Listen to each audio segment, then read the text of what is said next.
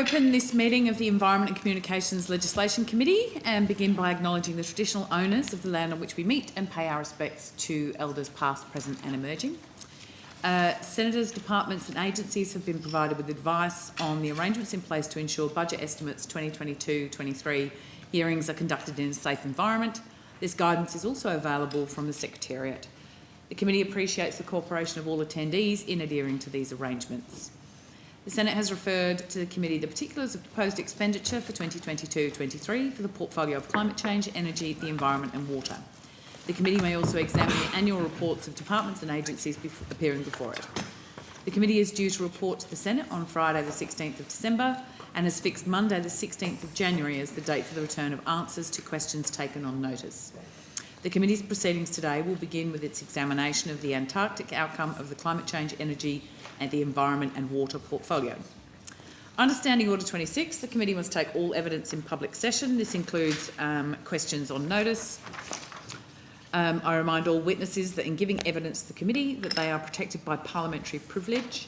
It is unlawful for anyone to threaten or disadvantage a witness on account of evidence given to a committee, and such action may be treated by the Senate as a contempt. It is also a contempt to give false or misleading evidence to a committee. The Senate, by resolution in 1999, endorsed the following test of relevance for questions at estimates hearings. Any question going to the operation or financial position of the departments and agencies which are seeking funds in the estimates are relevant questions for the purpose of the estimates hearings. I remind officers that the Senate has resolved that there are no areas in connection with the expenditure of public funds where any person has a discretion to withhold details or explanations from the Parliament or its committees unless the Parliament has expressly provided otherwise.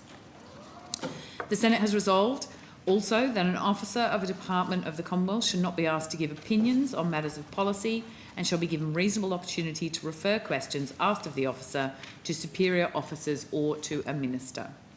This resolution prohibits only questions asking for opinions on matters of policy and does not preclude questions asking for explanations of policies or factual questions about when and how policies were adopted.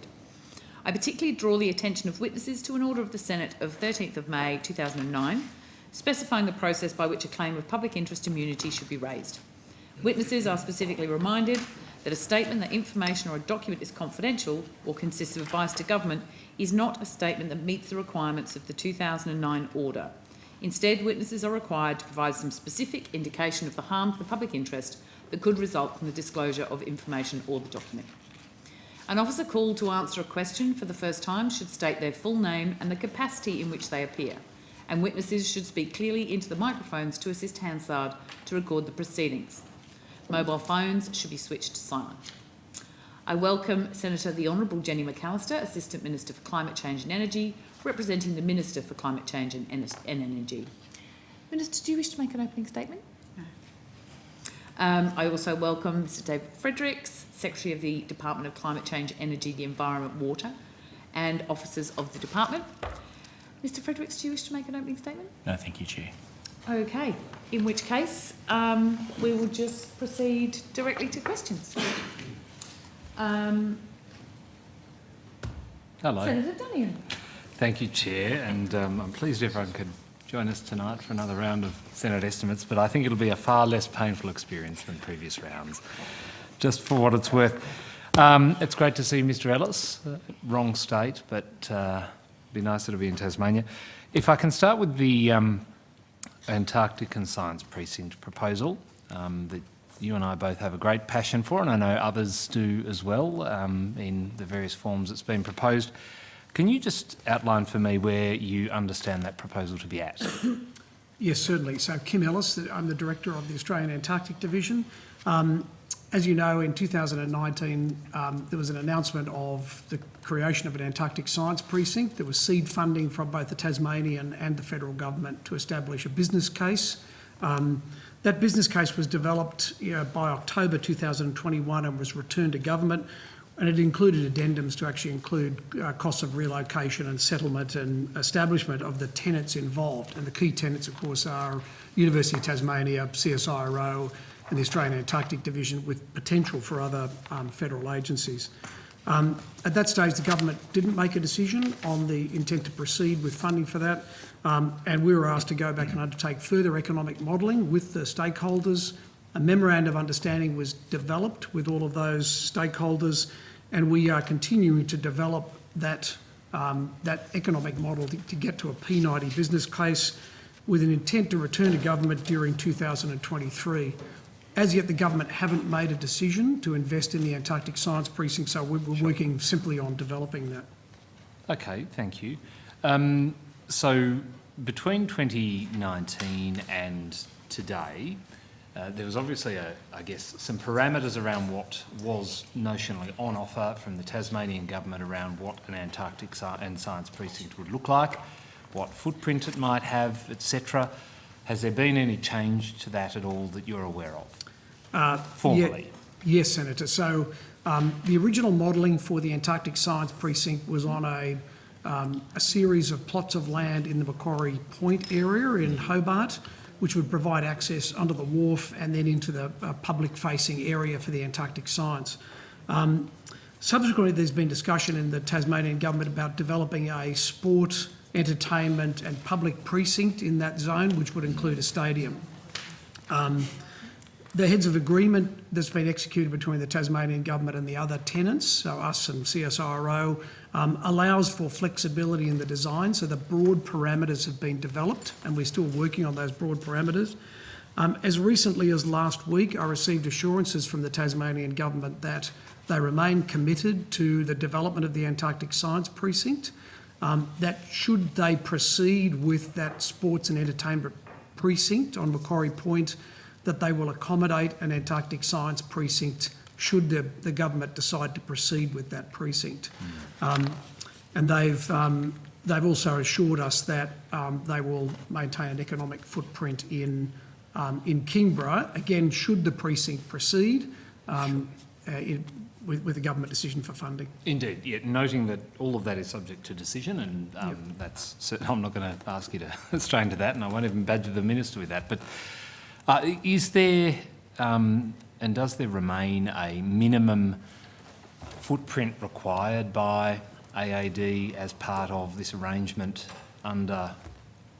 with the other tenants in this ASP? Yes, Senator. So there's been an agreement as part of the collaborative work that's been done between the Tasmanian government, the university, CSIRO and AAD, based on a KPMG analysis that was done to look at the footprint that was required. So that's been agreed. The specific location and the detailed design of the facilities hasn't yet been completed. So the work has been based on the modelling of those footprints. We're now waiting for further clarification from the Tasmanian government on what should they proceed with a sports and entertainment precinct, what that would look like, and how they would work to accommodate that footprint in the Macquarie Point area. Yeah, okay. Look, I've not seen anything other than the artist's impressions of the stadium available on the Department of State Growth website in Tasmania. Can you tell me, and if you have to take it on notice, that's fine, what area we are looking at, square metres or... And if you need to take it on notice, that's fine. Senator, I'll take that on notice. Sure, that's fine, no problems. So the Tasmanian government have given you an assurance that they can co-accommodate this stadium, etc., plus the ASP. And are you confident that that can be arranged with the knowledge you have through the KPMG report and what has been reported from the Tasmanian government around this stadium? So, Senator, I don't have any more detail on the layout or size or design of the entertainment and sports precinct. So at this stage, I couldn't provide any assurances that the footprints have been accommodated. I just have an assurance from the Tasmanian government that as that planning process goes through, they will accommodate an Antarctic Science Precinct and a precinct that allows us proximity to the wharf, which is one of the conditions precedent for us. A very important condition precedent and one I certainly support. So thank you for that. Well, if you can provide that information on notice around the footprint, that would be great. If I can go briefly to the rock runway, the paved runway we was on the cards in the last Parliament and for reasons we all know has been shelved. How was that being managed? What entity within government was managing that particular project? So the Davis Aerodrome project, which was a year-round runway project that was put forward in the 20-year strategy and action plan, was being managed by the Australian Antarctic Division. So we were the entity that actually was responsible for the development of that runway. We formed a collaborative unit with the Department of Finance. So the Department of Finance staff actually came to Hobart and established a team with us. And all of the work in developing that runway, all of the consultants that were engaged were part of that team within the AAD. Okay. On notice, do you think you could provide to me some details around the number of personnel, noting that some of them are Department of Finance employees who were seconded or just travelled down? Was it a... They were seconded to the Davis Aerodrome project. Okay. Well, if you could, on notice, provide to me the makeup and structure of the Davis Aerodrome project staffing, that would be very helpful. Yes, will do. Okay. I only have... did you want to go to someone else on Antarctic? Come back to you? Yes, that's fine. Okay, easy. We will now go to Senator Whish-Wilson. Thanks, Chair. Good timing on having a mouthful. Oh, sorry. I saw him take a Call me bite out. and I thought, let's share the cold. I can tell both the Green senators haven't eaten today. We've been too busy. We've been working so hard. Could I just start by asking you more generally around the East Antarctic ice sheet? There was a release of an article published in Nature on the 11th of August, and then we had an update a little bit earlier than that in July around the changes to the East Antarctic ice sheet. But could you give us a quick update on the work that's going on there? Yeah, certainly. So, Senator, in a broader sense, the East Antarctic ice sheet is one of the largest ice masses on Antarctica. It sits on bedrock, so it's not part of the sea ice. It's potentially vulnerable to instability and to mass ice loss through warming ocean, and particularly under areas like the Tottenham Glacier, the Denman Glacier, the Vandervoort Glacier and the Cook Glacier, all of which drain out from that East Antarctic ice shelf. The retreat of those glaciers or their loss due to erosion of warm water under the glaciers could cause quite significant sea level rises. And although there's still a lot of conjecture about the potential of a sea level rise by 2100, it varies between 0.28 and 1 metre as a result of that ice loss, which is quite significant. We're developing a broad level of capability into research into that as a result of the recent funding that's been allocated for Antarctic science. The first big project for that will be the establishment of the Denman Glacier Field Camp, which is occurring this season. So it'll be the establishment of a field camp which will lead into 4 years of research on the Denman Glacier as an indicator of what's happening on that ice sheet to provide us more information. At the moment, we know that... Is that one of the more vulnerable basins in terms of ice? Yes. Okay. So we know that ice loss has increased over the last decades. We understand that the average ice loss is between 51 to 73 billion tonnes of ice per year. We just don't know enough about the factors that actually influence that, and this research on the Denman Glacier is going to provide us that first big look at this. So establishment of a field camp this year and then subsequent years of research on the ice. Because our bases tend to be fairly close to that East Antarctic ice sheet, are we still working in collaboration with other international agencies? Yeah, so or is it really down to us? No, it's a very collaborative activity. In fact, next year, in March next year, we will be holding an international seminar in Hobart, which will bring together a range of scientists. We're particularly interested in working with the French that will look at the stability of the East Antarctic ice sheet and tipping points that may cause increased collapse, so warmer water underneath the glaciers and the ice sheet, or changes in other factors that might influence that. So the REACT conference, and I'm going to have to try and remember what REACT stands for, but it's part of an international group that will actually start to look at that. Okay. I'll put some more detailed questions on that on notice. Just two other areas I'd just like to quickly go into. The new icebreaker was out of action due to a mechanical fault a few months back. Can you give us an update on that?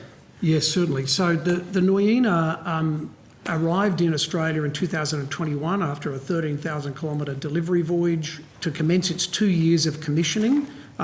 Its first tasks were to do logistic resupply and undertake science testing in Antarctica and it delivered some quite amazing results for us. Discovered a huge canyon in front of the Van der Voort Glacier, collected species of krill we hadn't collected before. Yep. It returned to Singapore as part of a routine docking, so this is part of the contractual return, dry docking and review of operations. During that process, we were aware of problems with the advanced friction clutches. As we were going through that, we also discovered issues to do with the couplings that connect the clutches into the drive lines. Unfortunately, because of supply chain issues, and this is particularly driven by the current situation in Europe, these parts come from Sweden, and it's been really difficult to actually get a hold of those. So there's been quite considerable delays in getting the ship back into service. So is the expected delivery date still beginning of 2023? Yes. So we have been reassured by Serco, who have the design, build, operate main contract, that the work is proceeding in accordance with the schedule, and the ship will be back to undertake supply voyages for us and to commence another tranche of science commissioning. We've also negotiated with Serco to allow a run of that science commissioning to occur through the winter months, which will allow us to catch up on the schedule for that 2-year commissioning period. So obviously you experienced motor trouble prior to arriving in Hobart last October, and its maiden voyage was delayed with some issues with the alarm and monitoring system. Was this kind of expected, that you would get these kind of hiccups with a new boat, or did you expect that would have all been ironed out? Senator, every new ship, particularly something as complex and bespoke as the Nuiana, it is a remarkably complex ship. It delivers almost everything we need, but it's all new and it's all very high tech. We knew there were going to be some problems with that. The technical fault you're talking about actually turned out to be really a very simple fault in a monitoring panel, and it was able to be repaired very quickly, and the ship was returned straight into service to go straight to Antarctica. So I suppose my last question on that is, do you think you'll have it in service for the summer for access to these critical programs like the East Antarctic Ice Sheet? Yes, I'm confident in two things, Senator. One, I'm confident in Serco's commitment to getting the ship back and operating into service. And the second thing, I'm confident in the very capable team we have at Kingston. We've got a very high quality shipping team. We have additional experts that we've brought in who are used to ships management. We have technical experts in the dock in Singapore and my own people there. They know their business, and they are working to get this ship back for us in this season to do the Macquarie Island resupply, and in the next season to have a full season of operations. All right. Just in terms of, I'm sure you would agree, the most important assets in your division are the people. Yep. Could I ask you about the Nash review, which received significant media a few months ago? Could you just remind us what prompted the Professor Meredith Nash review into your culture? Yes, certainly, Senator. So I took over the Antarctic Division in 2019, and it was clear to me in the early stages that it was a remarkably capable organisation, very good at operational delivery, international politics, science, but it had some entrenched cultural issues, particularly in terms of diversity, equity and gender balance. At that stage, we had limits on funds and people, and we came to an agreement with the University of Tasmania to embed a social scientist in the organisation for 18 months. And that social scientist was there to provide advice to me in how we could start to change the culture, and secondly, to undertake an academic review of the barriers that particularly impacted women, but also in a broader, diverse community. We were able, over a period of time, to undertake a range of changes. We introduced training for leaders, for headquarters staff and for expeditioners in how to deal with harassment, how to deal with discrimination, bystander support and unconscious bias. We introduced gender balance in the executive, so we went from 0 women in the executive to 50% balance of women in the executive. We brought in new inclusive clothing, so that there was clothing and equipment for a full range of men and women. We revised our alcohol policy. I actually would like to come to your response to it in a second. Just a couple of preliminary questions, if I could. Yep.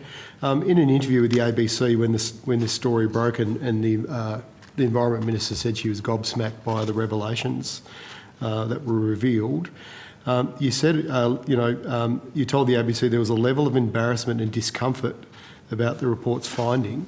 Were you surprised, Mr. Ellis, by the report's finding, given the time you'd been at the division? Were you aware of these issues and these allegations? Until the final report, the academic review, was completed, I didn't understand the scale of this. So these issues were documented by the social scientists working with us. Many of those weren't really revealed until the final release of the report. They weren't attributed. There was a lot of work to protect the privacy of the participants. So yes, I was surprised at the scale. We had already done a lot of work, and many of those issues we had actually addressed the core causes of those.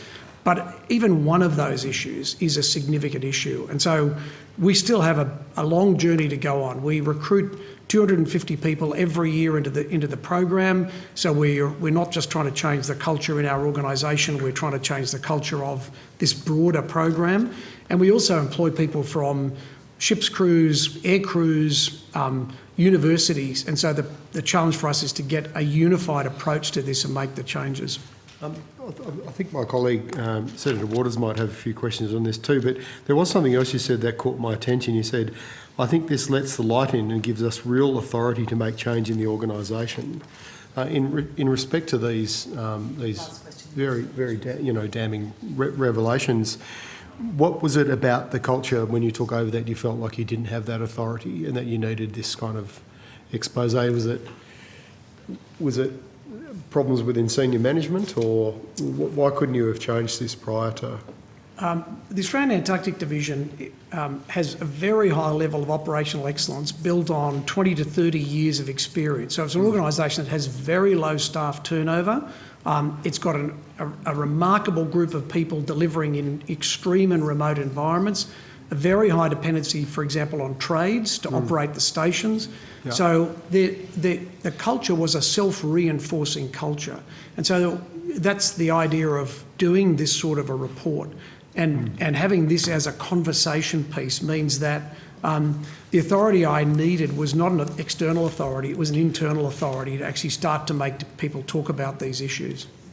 Yeah, because one of the comments obviously made by Professor Nash was she felt she didn't believe the Antarctic stations were safe, and that may be unethical to continue sending women to them until their safety can be ensured.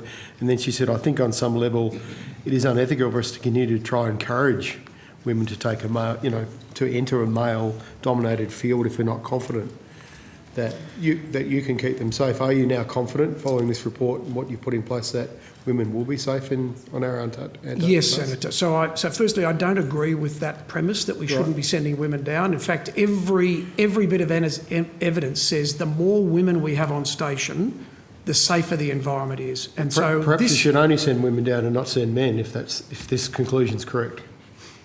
I couldn't comment on that. So, but I think that the work we have done over the last 4 years, and this report sparking the conversation, the cultural changes we have driven in the last 4 years have created a safe environment.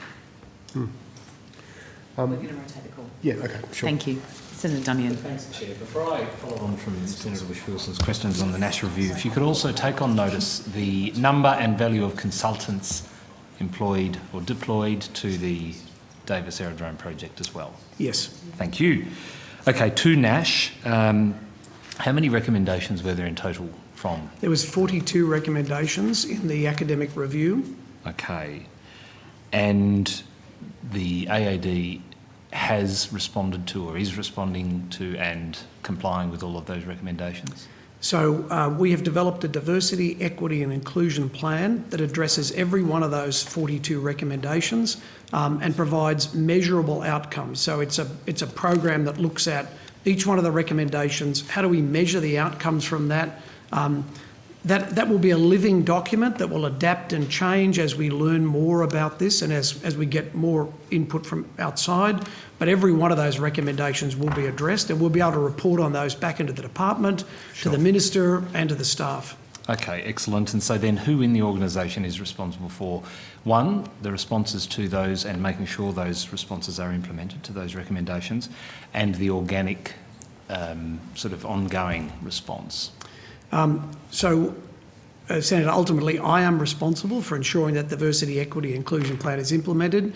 To support me in that, we have a diversity, equity, inclusion and culture steering committee, which is made up of the executive, a number of staff members, and is chaired by Sue Bird. So Sue Bird led the diversity, equity, inclusion program for federal police, and we've asked her to come along to guide us in this process. So she's chairing that committee, and she is then supporting me in ensuring that that plan is measured and monitored and that the outcomes are implemented. Okay. If you could on notice provide to me a list of the personnel who are on the steering committee and what specific roles they have in implementing the responses to the recommendations. Are there any KPIs or milestones relating to the responses that you have set up? Yes, Senator. So they're in the diversity, equity, and inclusion plan. We've had a wide level of consultation on that because it's not just for the Australian Antarctic Division. This is the Australian Antarctic Program. Sure. So we've engaged and consulted with all of our partner organisations. That plan is now in its final stages of completion, and we'll be seeking confirmation from the department that they're comfortable with that process. And once that's done, we'll be able to provide that. Publicly? Or, Yes. Okay, The final plan will be made public. Yes. Okay, all right. And so available on the division's website Yes, or the department's yes. website. Okay, excellent. Well, Senator, with your permission, before you move off Yes. your questions on the NASH review, could I just add one element in answer to your question, what are the means by which we're ensuring that the AAD is implementing those recommendations? So I should just say that when the NASH review was made public, I set up an independent review reporting to me by Lee Russell, and that's public. The terms of reference are on the website. And I did that for three purposes. One of those purposes is in the knowledge that that Professor Nash had been embedded in the AAD, in a sense, Yes. and had been working on advice and then ultimately recommendations on an ongoing basis. Yes. I have asked Ms Russell to report back to me on her judgments about the ways and means and the success by which the AAD has implemented those recommendations. So it was actually an additional layer of independent advice to me, a report on progress on implementation. The second element that I've asked Ms Russell to report to me on is any further advice she has as to cultural change that needs to be driven in the AAD, because that is her area of expertise. And, confronted with the very difficult findings in the NASH review, I was determined personally to have an independent expert come and advise me about what further needed to be done in the AAD to drive the sort of cultural change that Mr Ellis is talking about. And the third element of Ms Russell's review is actually as into the department as opposed to AAD. Sure. And that's to give me advice about the department's systems and processes in allowing the safe reporting of incidences by staff in the AAD on the Antarctic and the means by which they're being handled by the department as well. So, for me, the report was so serious that I wanted the opportunity to have Ms Russell come in and do a comprehensive review for me as the Secretary of the Department. Okay, thank you, Secretary. I've got two very brief questions and then I'll be done on Antarctic. Relating to this very issue though, just first in terms of reporting to the Minister, is there a regular report to the Minister? It was pretty high profile, the report, the claims and the report and all that has followed. I mean, is there a regular report back to the Minister to ensure that she's satisfied with what is being undertaken in the response? Yes, so from my office, we report into the Minister's office on progress on implementing the Diversity, Equity and Inclusion Plan, and that plan will go through her office before it's finally agreed and released. So it's not an iterative thing, there will be a final report that goes through the Minister's office, is that right? I provide a routine update to the Minister's office on key issues, including the diversity, equity and inclusion journey that we're on. Okay, that's all I needed to know on that. I mean, look, the only other thing I wanted to ask, because in response to this, understandably, the Minister made the comment in her formal remarks on the 30th of September that more change is needed.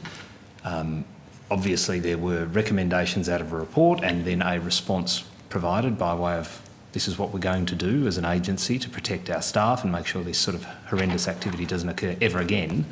Is the more change needed the organic, ongoing living response to this? Is that what we're talking about here? So, Senator, I think I'll take that in the Sure. first instance. So that's precisely what I have in mind and what Ms Russell is reporting upon. And the Minister what too? Correct. And it's the second element of the Russell review, which is I want to be advised about what further changes on her advice may need to be made within the Antarctic Division in order to achieve the sort of cultural outcomes that Mr Ellis is talking about, and I will have the responsibility of reporting that to the Minister and satisfying her about that. Great, thank you. And just finally, Chair, if I may, in this work and what was uncovered within an organisation, which I'm pleased to hear proper and tangible actions are being taken to deal with these issues, was there any similar problem or type of behaviour within the department, more broadly uncovered as a result of what had been uncovered at AAD? So we have not used this as an opportunity to go and look into the culture of the department more broadly. Mm-hmm. My first step is I want to understand, in the first instance, as I've asked Ms Russell to do, to give me advice about our processes and our practices in dealing with complaints safely and credibly. Okay, I'll place further questions on notice about complaints that may have been received in the department post this. Thank you. Thank you. Senator Waters. Thanks very much, Chair. Hello, folks. Thanks for joining us on the spillover tonight. Just back to the Nash report, thank you for outlining the actions that have been taken in response. My first question is whether or not any additional funding was allocated in the budget to implement the recommendations. Not sure if the Minister or the Director wants to take that, or the Secretary. No, there was no additional funding allocated. The change in departmental policies on staffing limits allowed us to bring extra staff on to actually establish a diversity, equity and inclusion team within AAD. So that has allowed us to actually have the resources to actually implement the diversity, equity and inclusion plan and a range of other initiatives, some of which I outlined earlier. Thank you. Has the AAD sought any advice about whether its base stations would be considered hostile work environments under the new Respect at Work laws which just passed last week? No, Senator, we haven't investigated that. Okay. Can I make a humble suggestion that you might seek such advice? Can I ask specifically about what's being done, or whether you've sought advice about how to comply with the new positive duty to provide a safe workplace, also established under those laws that just passed last week? Let's ask Ms McCulloch to take that. So, Senator Louise McCulloch, Deputy Secretary for DQ, as part of the Russell review, we've asked her to assess what we are currently doing against a range of pieces of best practice, including the Respect at Work, etc.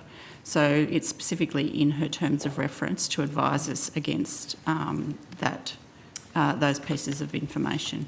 Thank you. And am I right that she's due to report by the 12th of December still? Senator, that has changed. So sorry. That's only, I think, a couple of days ago. So she asked for an extension of that report to February. Okay. So I've allowed that. So she'll now report in February. Okay. Thank you. What's the February date, please? I don't have the exact date. Do we have the exact date? Perhaps you can. I'll take it on notice. Find that. Thank you. So who's paying for her work then? The department is. Okay, thank you.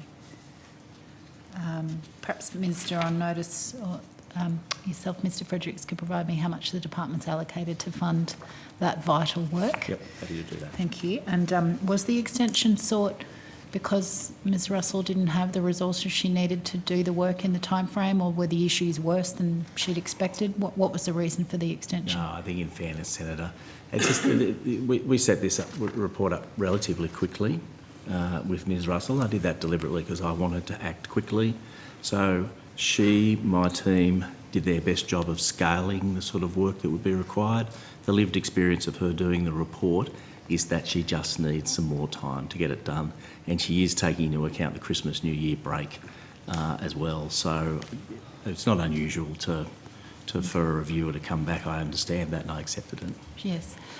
Will the time that she needs to take involve having more face time with staff, or has she done all that work and she's now doing the sort of desktop compilation? Lionel Riley, Chief Operating Officer. Yeah, so the additional time will be used to have greater level of engagement with staff in the AAD. Okay. How many interviews are being undertaken? I believe Ms Russell has completed something in the order of 30 interviews at the moment. Okay. And do you know how many more she's planning to do? I don't, Senator, sorry. No. Okay. Well, look, we'll come back obviously in February to find out a lot more, and hopefully we'll see some good positive changes from the responses that you've already implemented. The budget allocates funding to programs to encourage women to work in STEM. Will efforts to encourage women into Antarctic science be undermined if the work culture on expeditions remains unsafe? Senator Waters, I think this is a body of work that was initiated from within the division. At each point, the department and the minister have taken the results of that work very seriously. You saw Minister Plibersek. I think it will be unsurprising to you that she takes this seriously. Her specific comment was that it was shocking and disappointing. Yes, thank you. I think you can take it as read that the minister would be concerned about the impact on the staff directly, but also about the broader cultural implications. We understand that maintaining a safe work environment in all Commonwealth public settings is incredibly important. That's something that Minister Plibersek would take very seriously. Thank you. Just harkening back to those 30 interviews, were they done face-to-face? I'd have to take that on notice, I think, Senator. Yeah. Was Ms Russell able to get on ground? I don't believe she's been able to... Or on ice, or whatever the phrase is? Yeah, I don't think she'll be getting onto the ice, but she's certainly been engaging directly with the staff of the AAD. I see. I suspect I suspect most of it is sort of virtually at this point. Yeah. But she's intending to sort of... Is there enough room to do those interviews in private? Because I have visited one of the stations and they're very compact, as they need to be, but the folks she's interviewed been able to have soundproof areas to talk with her? Yes, if I could answer that. So on each of the stations, each of the expeditioners has a private room, so they can undertake interviews from the private room. We also have quiet private rooms for people to make phone calls from, and they can take their laptops and computers and undertake interviews there. So it's more difficult if they're out on field work, but certainly on the station there are quiet private spaces for people to engage in family conversations, do those sort of interviews, those type of things. And they're soundproof, I presume? Yes. Yeah, okay, thanks for that. And just lastly from me, the report also found that women were not given adequate access to period products while on expeditions. What's being done to address that? Yes, I can address that. So we have made an enormous number of changes in the last couple of years in terms of menstruation and field hygiene. So we've developed quite a comprehensive package that's delivered to expeditioners that explains to women the various options they have, the techniques for field hygiene with menstruation. We've rewritten our field manuals to include paragraphs, chapters on field hygiene and menstruation, and then we've trained our doctors to ensure that those are not just in writing but are also delivered to the expeditioners when they arrive on station. We provide free menstrual products on station, and we now provide free menstrual products in our workplaces in Hobart. So we've tried to balance that out completely. I think we have really stepped very heavily into that area to try and change that paradigm. All right, that's welcome news. Thank you very much. Thanks, Chair. Excellent. Well, that concludes our examination of the Antarctic outcome. of the Climate Change, Energy, Environment and Water portfolio. So thank you so much for your time. We appreciate you coming along this evening. And I would now welcome the officers from the Climate Change Outcome of Climate Change, Energy, the Environment and Water portfolio. Thanks, guys.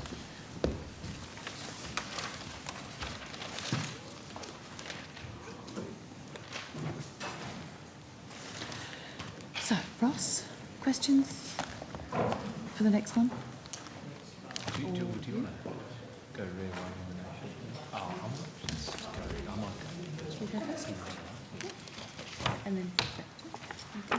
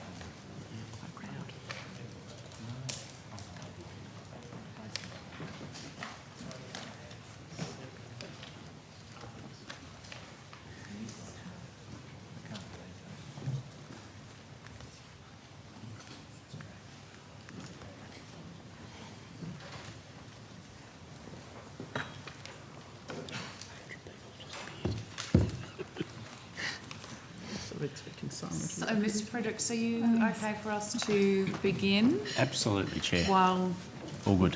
Thank you. your team, your large team, gets themselves organised behind you? It's all of them. Excellent. Senator Dunham, would you care to kick us off with the first line of questioning, please? I'd be delighted to. Thank you, Chair. So if I can just start with COP27 and just the attendance at the event itself, or events plural, and I'll wait for relevant officials to come to the table. I just have a brief bracket of questions, and the balance I'll put on notice for, you are most welcome, time management reasons. How many, hello there, Dr. Box, good to see you again. How many departmental officials accompanied Minister Bowen on this journey? So Sally Box, Acting First Assistant Secretary of the International Climate and Net Zero Pathways Division. So you asked about the official size of the official delegation? Yes. Yeah. So the official delegation to COP consisted of 45 delegates, and that included 38 Australian government officials and 3 ministers and 4 ministerial advisors. Okay, excellent. If on notice you could provide, as is in accordance with the usual rules, detail on who they were and position titles, etc., that would be very helpful. Absolutely. Look, instead of going through the costs questions here, I will go to them on notice, because I presume you're not going to have full costs of the delegation's travel on in your folder there, are you? Not yet, just because we're still, delegates are still quitting their travels, we're still processing invoices, so we don't have final costs yet. Well, let's stick to putting those on notice to save everyone a high degree of angst tonight. So, was anyone at the table present at the at COP27? I was. Excellent. What wasn't? Sorry. All of you were. I'm the only one. Okay, Dr. Box, you forgot 3 other very myself, important Senator. delegates there. I'm sorry. Sorry, Joe Evans, Deputy Secretary. So actually the Secretary was not at the COP. But Ms lucked out. McAllister and myself were both in attendance, as well as Dr. Box. Excellent. All right. Is there a regular sort of itinerary of events that officials and other delegates would participate in? Is it something that's structured by the host nation or the Secretariat? So there's a range of different types of events at a COP. So there's the negotiations, which many of my team were involved with. The schedule of events for negotiations is really a day-by-day proposition. So you'll get the daily program for negotiation schedules at the end of a day for the following day. There's also the daily program of events for the Australian Pavilion. So we had a pavilion at COP27 with about 45 events and a range of other activities. So you can look on the DQ website for the events at the pavilion. And then, of course, there are official side events, and there are events at other pavilions that Australians would have participated in or attended. Okay. In addition to what I've already asked for on notice, I wonder if I could have on notice any detail around the official schedule for each of the 40 delegates, did you say, for the official events at the COP? Can certainly provide...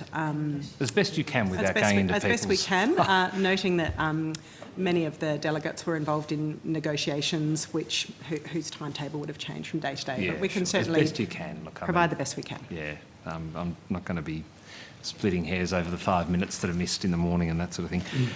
What about sort of social events and welcome events and hospitality? What was the arrangement with all of that? So there were, I guess, 3 events at the pavilion that would have been classed as, stakeholder events, whereby there was official hospitality. So there was a stakeholder... Provided for, sorry to interrupt, Dr. Box, provided for by the Australian government, is that what you're talking about? That's right. Okay. So there's a stakeholder welcoming event. Early in our time at the pavilion, there was an event which was a farewell to the Australian Pavilion, where we gathered Australian stakeholders, and then there was a breakfast hosted by Assistant Minister McAllister for Pacific women negotiators. Okay, excellent. Well, look, if in relation to those 3 events, if I could please have on notice details of attendees and purpose of the event in broad terms, I mean, you've sort of outlined it, and costs associated with it as well. In terms of, and it may come out of the work around the itineraries of delegates, and perhaps I'd like to focus here on the ministers' itineraries. Hospitality provided by the Secretariat, for want of a better term, or other entities that, welcome receptions for all of the official delegates, the ministerial representatives and the like. Is there some sort of central repository of knowledge around those events? There isn't a central UNFCCC repository of those events, but we certainly have a record of the events that the ministers attended. Yeah, sure. Okay. Minister, did you attend many of these sorts of events? Not the Australian Pavilion events, but others put on by other entities? Senator Duniam, really, perhaps to take a step back, the COP is a significant international meeting, and the principal purpose for participating is to ensure that Australia's interests are represented. Australia went to the COP quite determined to communicate our intention to participate in a constructive way within the international community and its effort to tackle climate change. That requires interactions with counterparts from other nation states, but of course also with civil society.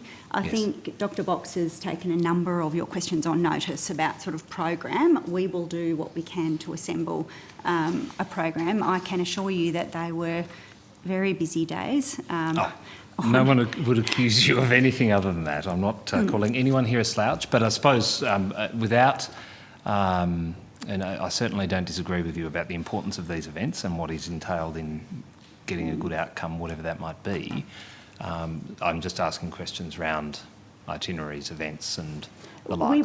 We will do what we can to assemble some indication of the activities ministers were involved in. I think one of the things that Dr. Box was pointing to in her earlier evidence is that there are at least 2 very important, perhaps 3 very important streams of activity. The first being the negotiations themselves, which require both participation in a range of different meetings with different parties and preparation for those meetings, and that occupies significant amounts of time. There are, of course, bilateral meetings for ministers with a range of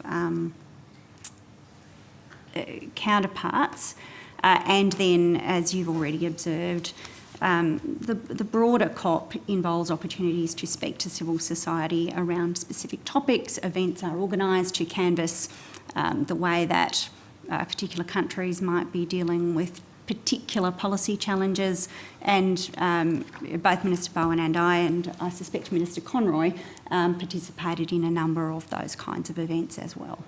Okay, so just on those civil society events, so yeah, specifically I'd be interested. Are you able to run through any of the ones you attended, Minister? Look, I'm reluctant to provide a sort of random selection. You've asked a question about a sort of accounting for our time. Why don't I... As part of that? Sure. Yes. And specifically the venues of these events would be helpful as well, and any attendees that accompanied ministers too. That would be great. Thank you. I'll have plenty more on COP, more detailed on substantive matters. Thank you. Senator Rice. Thank you, Chair. Thanks. Look, I'd like to thank the government for acting on the recommendations of the Senate Environment and Communications Committee about reviewing the issue of the burning of native forest for biomass as being renewable. And I'd like to go to the consultation paper that recently closed. And just firstly, how many submissions did the department receive on that consultation paper?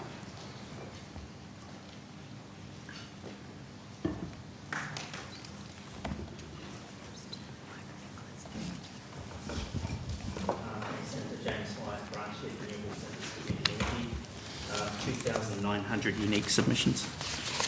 Terrific. And how many of them, you might need to take this on notice, but how many of them came through the online form and how many were emails? 400 submitted online, or nearly 400, and 2,500 submitted by email. Right, and they're all being treated as submissions. Yes, Senator. Did you receive any complaints about the form? No, Senator. Okay. Can you give us an overview of submissions and how many were in support of ending the practice of allowing native forest wood to be burnt to be considered renewable? So of the 2,900, 1,900 came as part of campaigns run by interest groups. But of the 2,900 in total, I think it's reasonable to say that the vast majority were in favour of removing native forest wood waste as an eligible renewable energy source, and a relatively small number, in the tens, were in favour of retaining it. Thank you. And has the department, as part of this process or while reviewing these submissions and working out what the recommendations are going to be, have you done any independent research on the issue? We haven't commissioned any external research. We have done our normal internal policy work that we would do in progressing a matter like this. Right, and in terms of that internal policy work, are you able to share with us any findings of that policy work at this stage?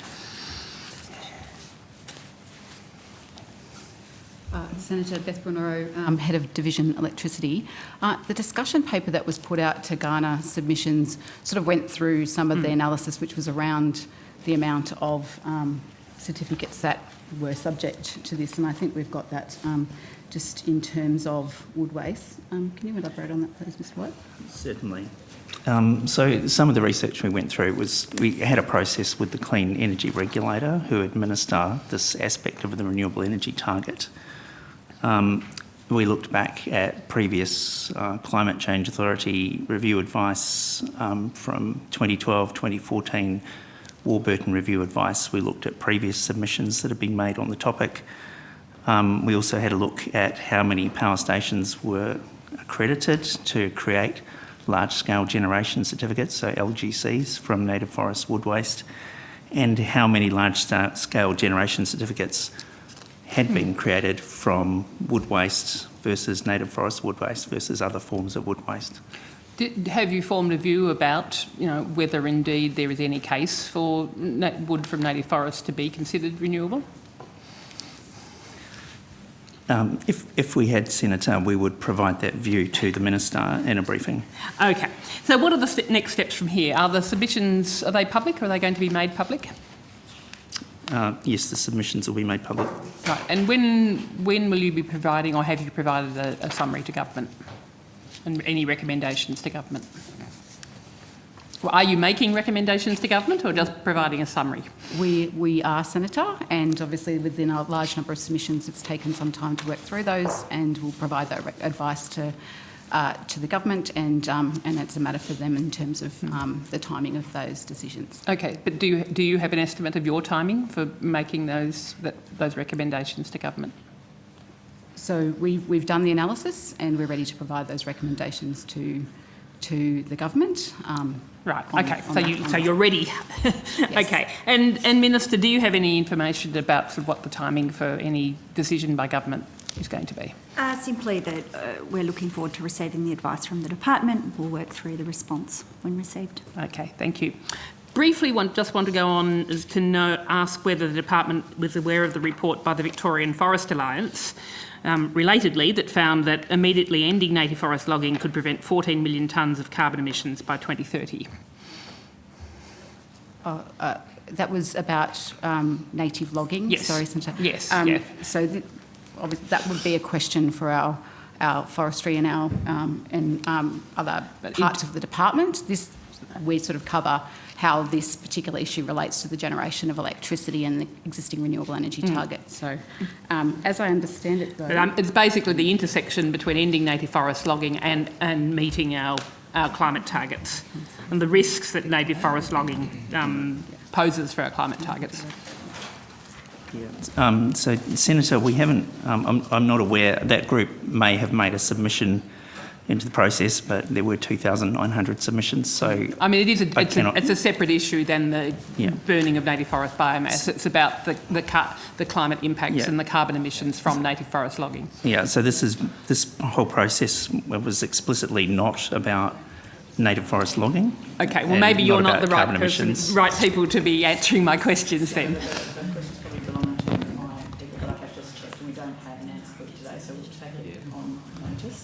Okay. but sorry, Senator, the one thing I would point out, the discussion paper highlighted the number of LGCs that have been created from native forest biomass, and at this point it's only one at this point, and I appreciate that those things are connected. It's a different issue in terms of the carbon and sort of storing carbon and getting the carbon emissions from logging itself. So has the department done any work since the change of government on the carbon benefits in general, or the development of an emissions reduction methodology of avoided native forest logging? So can I just check? Yeah, I think the answer is no, Senator. Right. And have you ever been briefed or sought advice from acknowledged academic experts in this field, such as Professor Heather Keith and David Lindenmayer? Alana Pentini, branch head of the Land and Climate Active branch. I understand that previously we have looked at this issue, but it was some years ago now, my understanding. Okay, so you haven't done any not work, since the change not of since government. the change of government. Well, maybe if you could take on notice then of sort of the work that has been done on this issue in recent years. Yeah. Okay, thank you. Thanks very much. Senator Cadell. Chair, going back 3 weeks ago, I think we were here. I want to talk about rewiring the nation, if that helps the bench. Yeah. Is that in this?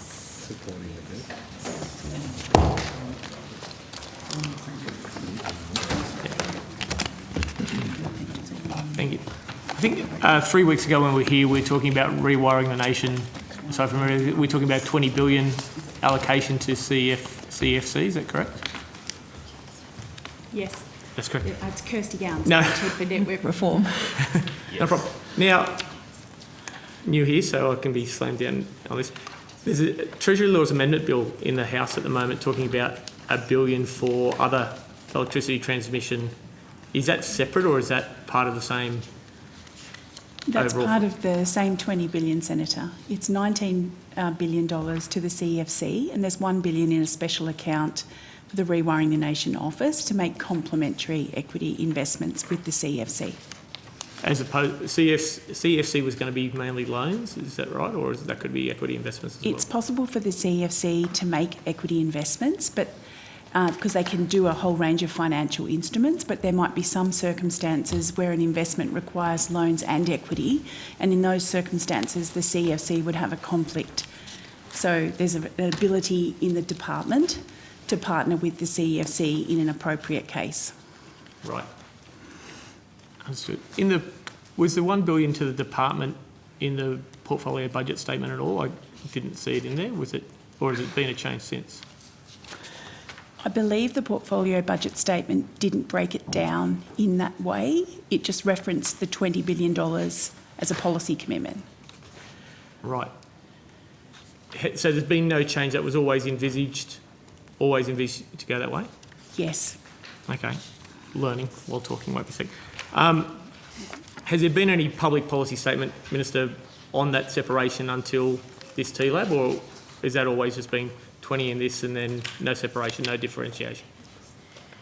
Sorry, I'm just a little confused by the terminology you're using. What do you mean by no separation, no differentiation? Some to the $1 billion for the department for the different treatment, the equity investment versus the 19 for CEFC. Has that came as a slight surprise to me seeing that in the TLAB. Was that publicly announced? I know the policy, slight political dig, was previously on the website, but yeah. Sorry? No, the policy, Rewiring the Nation, was previously on the department website, but yeah. Senator, I think the approach the government has taken is to assess the best way of providing the resources that we have set aside for this task. And the advice we received was that some things would be better established by the Rewiring the Nation office and others would be better undertaken by the CEFC. That was a decision taken by government as the optimal way to manage the resources. Okay. No, that's okay. You're clearing up some stuff for me. Was the proposal to provide the $33 million across the forward estimates in departmental funding, was that done at the same time as the $1 billion for the administered funding? Is that the same process? Yes, it was all through the budget costings process, Senator. Thank you very much. That's all I have for the moment, Madam Chair. Thank you. Senator Waters. Thanks, Chair. Thanks for joining us tonight. Just an initial question. We'll obviously delve into the safeguard mechanism once we have the inquiry into the bill, but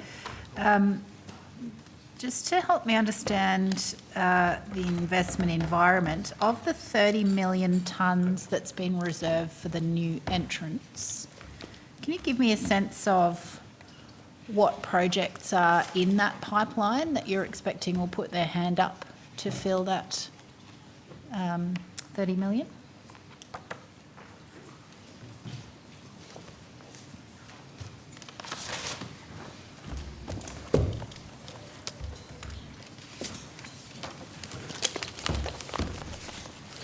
Thank you, Senator. Apologies, would you be able to repeat the question just so that... Sure. So just in relation to the safeguard mechanism, of the 30 million tonnes reserved for new entrants, what projects are in the development pipeline that you're anticipating will put their hand up to fill that 30 million? So Conrad Buffier, Acting General Manager of the Safeguard Mechanism Task Force. So in reforming the safeguard mechanism, we acknowledge that there'll be both existing facilities covered by the scheme and new facilities that come online over the coming decades, and arrangements for setting emissions limits or baselines for both existing and new facilities are part of the consultation that's happening now. So the baseline setting arrangements for new facilities hasn't been landed. Sorry, can I just get Hansard to turn you up a bit? I'm going deaf in my old age. Thank you. I'm sure it's the microphone. Whoever sits at the end, we always struggle. Thanks. So the arrangements for setting baselines or emissions limits for new facilities are still being worked through and consulted on. So no specific allocation has been set aside for setting baselines for new facilities at this time. Okay, so for new entrants that don't exist as yet, I understand there's been an allocation set aside, and my information is that that's a 30 million tonne allocation. Are you saying that's not the case? Senator Waters, I think you'll understand that the process to date has been to issue a consultation paper to seek feedback on a range of parameters for the reform of the safeguard mechanism. That consultation process and the decisions that will flow from that is yet to be concluded.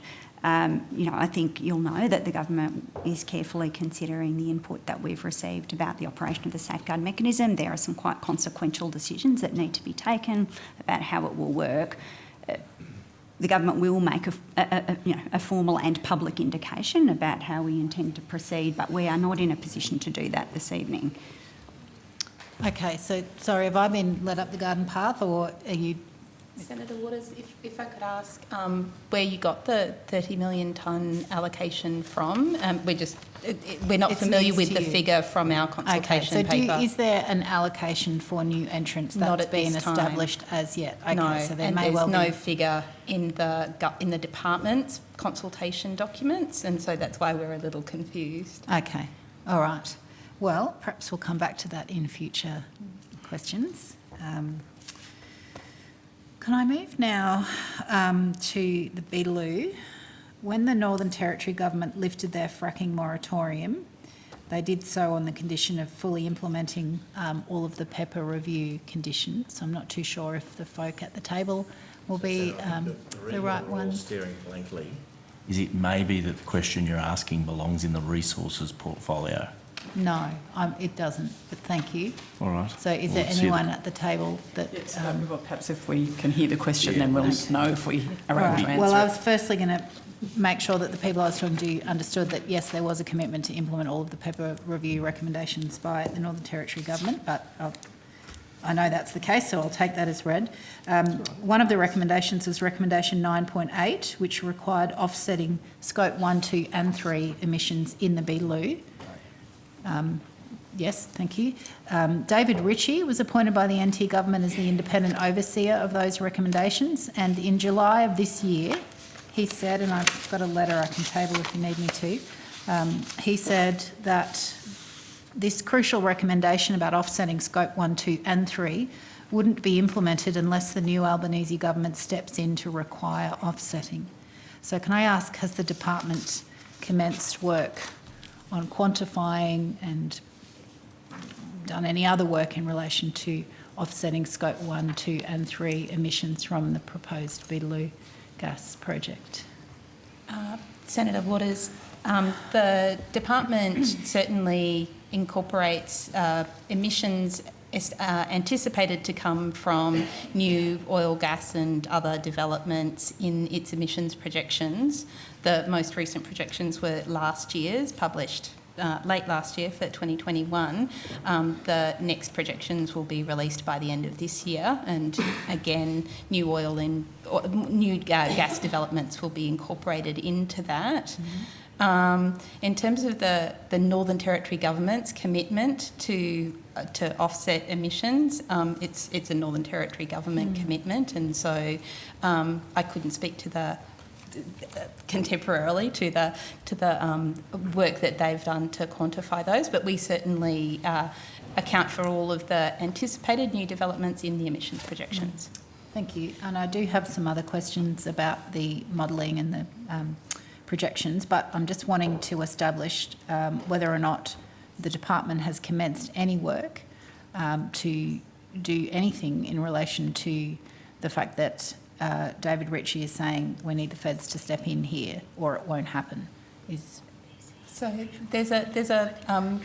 so under the previous government, there was work done with the Northern Territory Government on an agreement to collaborate on energy and climate change matters, including emissions reductions. Under the current government's policies, the key reforms that we're working on that relate to the control and offsetting of emissions in Australia are the safeguard mechanism, which would apply to all major new emitters, including new oil and gas developments, and that will subject to the consultation and further government decisions, but the commitment is to get those new facilities on a pathway consistent with the national trajectory to net zero by 2050. And in relation to offsets, it's the commissioning of the independent review led by Professor Chubb of the Australian Carbon Credit Unit scheme, and that's looking both at methods and ways to improve the scheme to be able to provide a continued stream of offsets into wherever in the economy they are required to be used. Thank you. So has there been, has a copy of the correspondence that Mr David Ritchie wrote to the Northern Territory Chief Minister been provided to either the Minister or the Department? Where he calls for the feds to step in order for those PEPA review recommendations, particularly the ones about offsetting Scope 1 to 3 for Beetaloo. Has anyone seen a copy of that letter? Not to my knowledge, Senator. It hasn't come in. Okay. We'll take that on notice, Senator Waters. Thank you. Because 2 minutes. you asked about the Minister, and I can't tell you at this point, but I'm happy to take it on notice. Okay. Is it the new government's view that there should be no net increase in emissions from production at the Beetaloo Basin? I think that the official, Ms Rowley, has set out our policy priorities. They are to establish a safeguard mechanism that will credibly reduce emissions from covered facilities over time. And so the commitment is about all of the covered emissions in that stationary and fugitive emissions area, not about particular projects. Okay, so the commitment is not that there be no net increase in emissions from Beetaloo, but rather that you would conglomerate that in with other projects. You don't have a Beetaloo specific commitment to no net increase, is that what you're saying? Well, Ms Rowley may be able to supplement it, but our priority is establishing the safeguards mechanism, which will see a reduction in emissions from all covered facilities over time, consistent with the target and a nationally determined contribution. Okay, so is it your view or is it the department's objective to ensure that there be no net increase in emissions from production at the Beetaloo Basin? Senator, the government has no specific commitment in relation to the net increases or reductions from Beetaloo, except to the extent that if Beetaloo developments progress and if the facility level emissions are at a level that would be covered by the safeguard mechanism, then subject to finalisation of that policy, those facilities would be subject to a mandatory declining baseline consistent with the national pathway to net zero emissions by 2050. The specific baseline that would apply to such a development is still subject to consultation. It would be a new entrant, and so it would be subject to whatever rules apply to the setting of baselines for new entrant facilities, and those are decisions that are still subject to consultation and government consideration. Thank you. I'll come back after, hopefully. Thank you. Senator Rennick.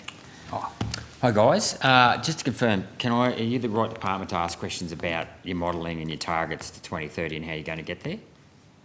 Yes, Senator. Good, okay, thank you. So effectively Australia's average annual electricity consumption is just under 200 terawatt hours per year, which works out at just over half a terawatt a day is consumed in energy. How much energy do you predict that you'll have to have as a form of storage to back up, given that you're relying on 82% renewables to power the grid by 2030?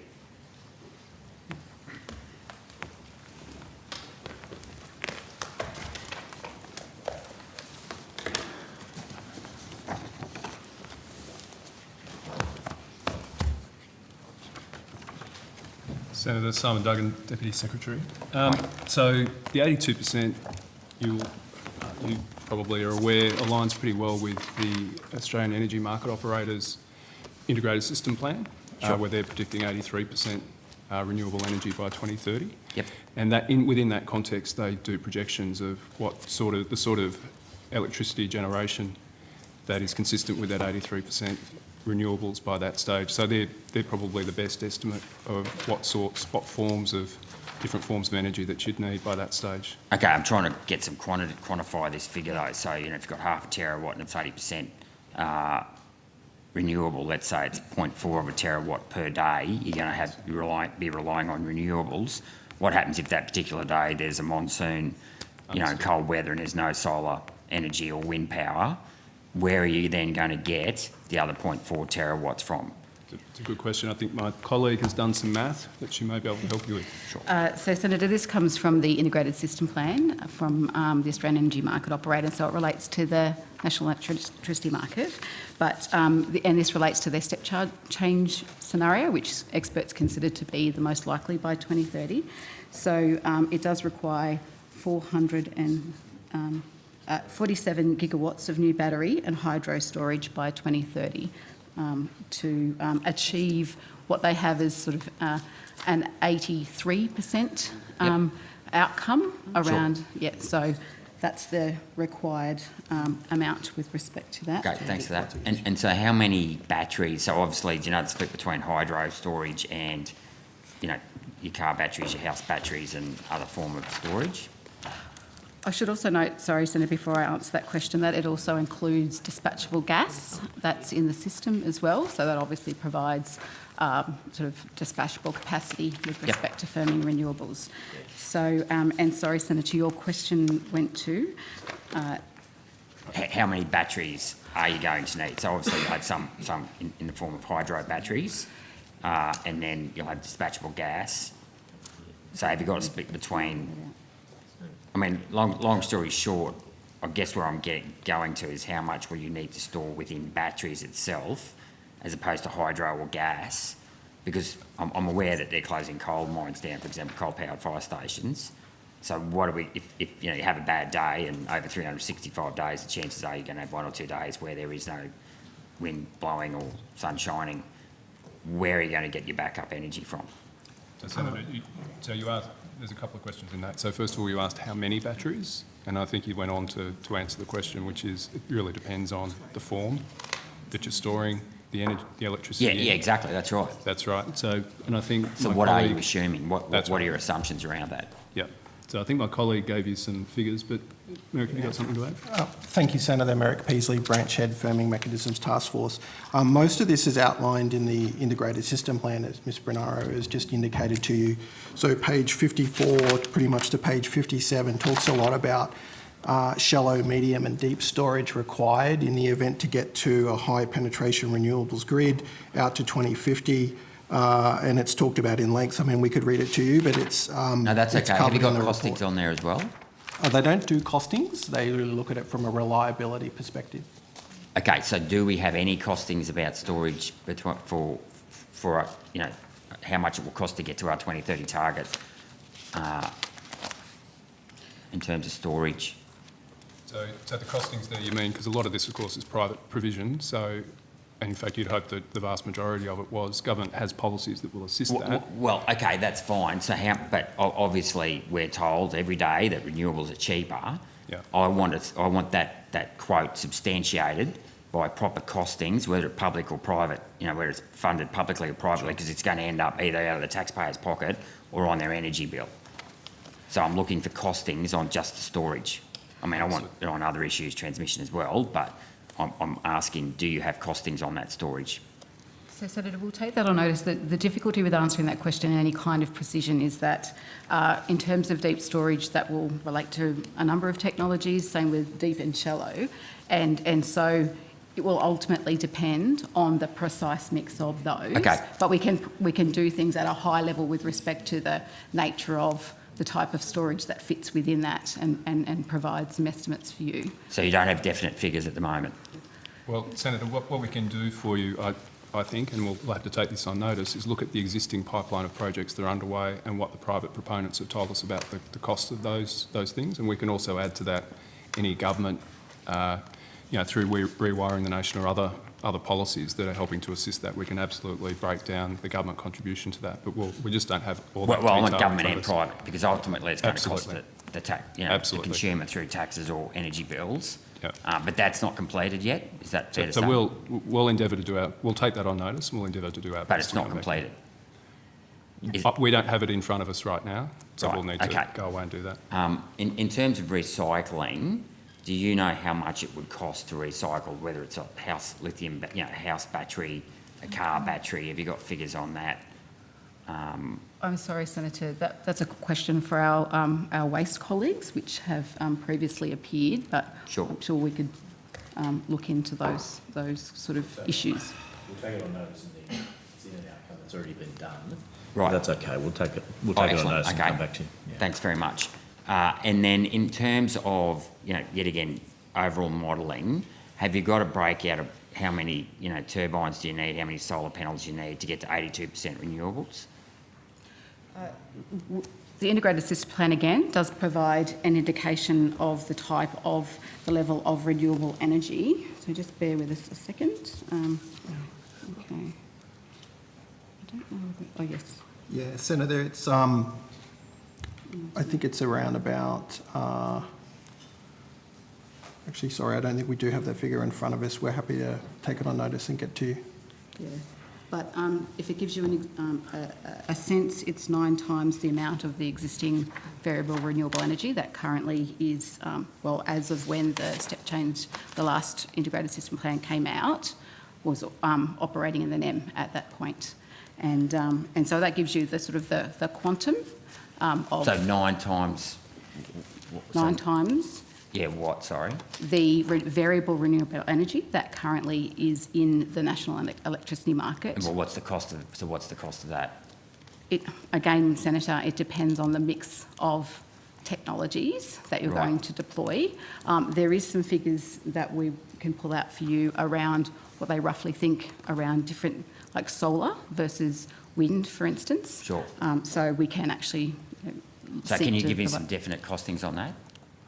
Not now, but even on notice. Senator Rennick, I think one of the challenges that you're coming up against is, I suspect that your assumption is that in the absence of the projects that you're seeking costings about, there would be no cost to consumers. And that's just not right. Essentially, the energy market requires quite considerable investment to... I understand that, Senator McAllister. Well, I don't understand then why you were asking for these costs against essentially a zero baseline. The truth is that Senator Rennick, the truth is that establishing that investments in new generation capacity will be on one technology or another, and all of the information before us is that firmed renewables are substantially cheaper than the technology you prefer, which is coal-fired power. But please go on. I'm open-minded. I just need to see the costings, and I'm trying to ascertain when you and your colleagues say that renewable energy is cheaper. Show me the money. Put the costings on the table with the assumptions and how you're going to get there by 2030, and prove to me we're going to have enough backup energy that the market, the grid, won't collapse and we'll have rolling blackouts. Yep. That's what I'm asking for. So do you have it or not? Senator, I think just to draw on what the Assistant Minister just said, I think we can give you certainly what, in terms of current project pipeline, we can go and provide that information to you. But the issue is it's not against the counterfactual of zero. It's against the counterfactual that you can't observe, which is what would happen in the absence. What would happen in the absence of the policies that are promoting that energy mix in the system, and that's not something any of us can. Well, can you define the counterfactual? What do you mean by Senator Rennick, we're going to share the call. Sure. Is that definable, counterfactual? What do you mean by counterfactual? I don't think it is, because market participants are responding to the signals that are sent by governments, not just the Commonwealth Government, but state governments as well. And they are reacting also to the economics in the market. So the market is driving us towards variable renewable energy because that is the lowest marginal cost entrant into the system. You're yet to prove that. That's my point. Yeah, I guess, Senator, my point is that we can't tell you what would happen in the absence of all those policies. That's not observable at the moment because there's a lot of other things that are going on, including the shifting economics, both of the revenue stream, but also the shifting economics of the cost base of these different projects. So that's, Senator Rennick, we're going to move the call. Thank you very much. Senator Payman. Yeah. Thank you, Chair. Thank you for being here tonight. In the theme of talking about policies, I'm very curious to understand what policy certainty looks like, what's its importance, and what would the impact of policy uncertainty be on investment decisions?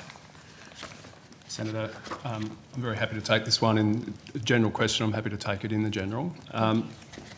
Policy certainty provides private investors with the certainty that they need to be able to undertake their investments, knowing what the returns are on those investments. So in a world where you've got uncertain return, you tend to get an increased risk premium that's applied in markets, and that increased risk premium increases the cost of capital and tends to reduce the amount of investment, again, holding all other things equal. So more certainty leads to more investment, leads to more growth, better outcomes. More productivity. More productivity.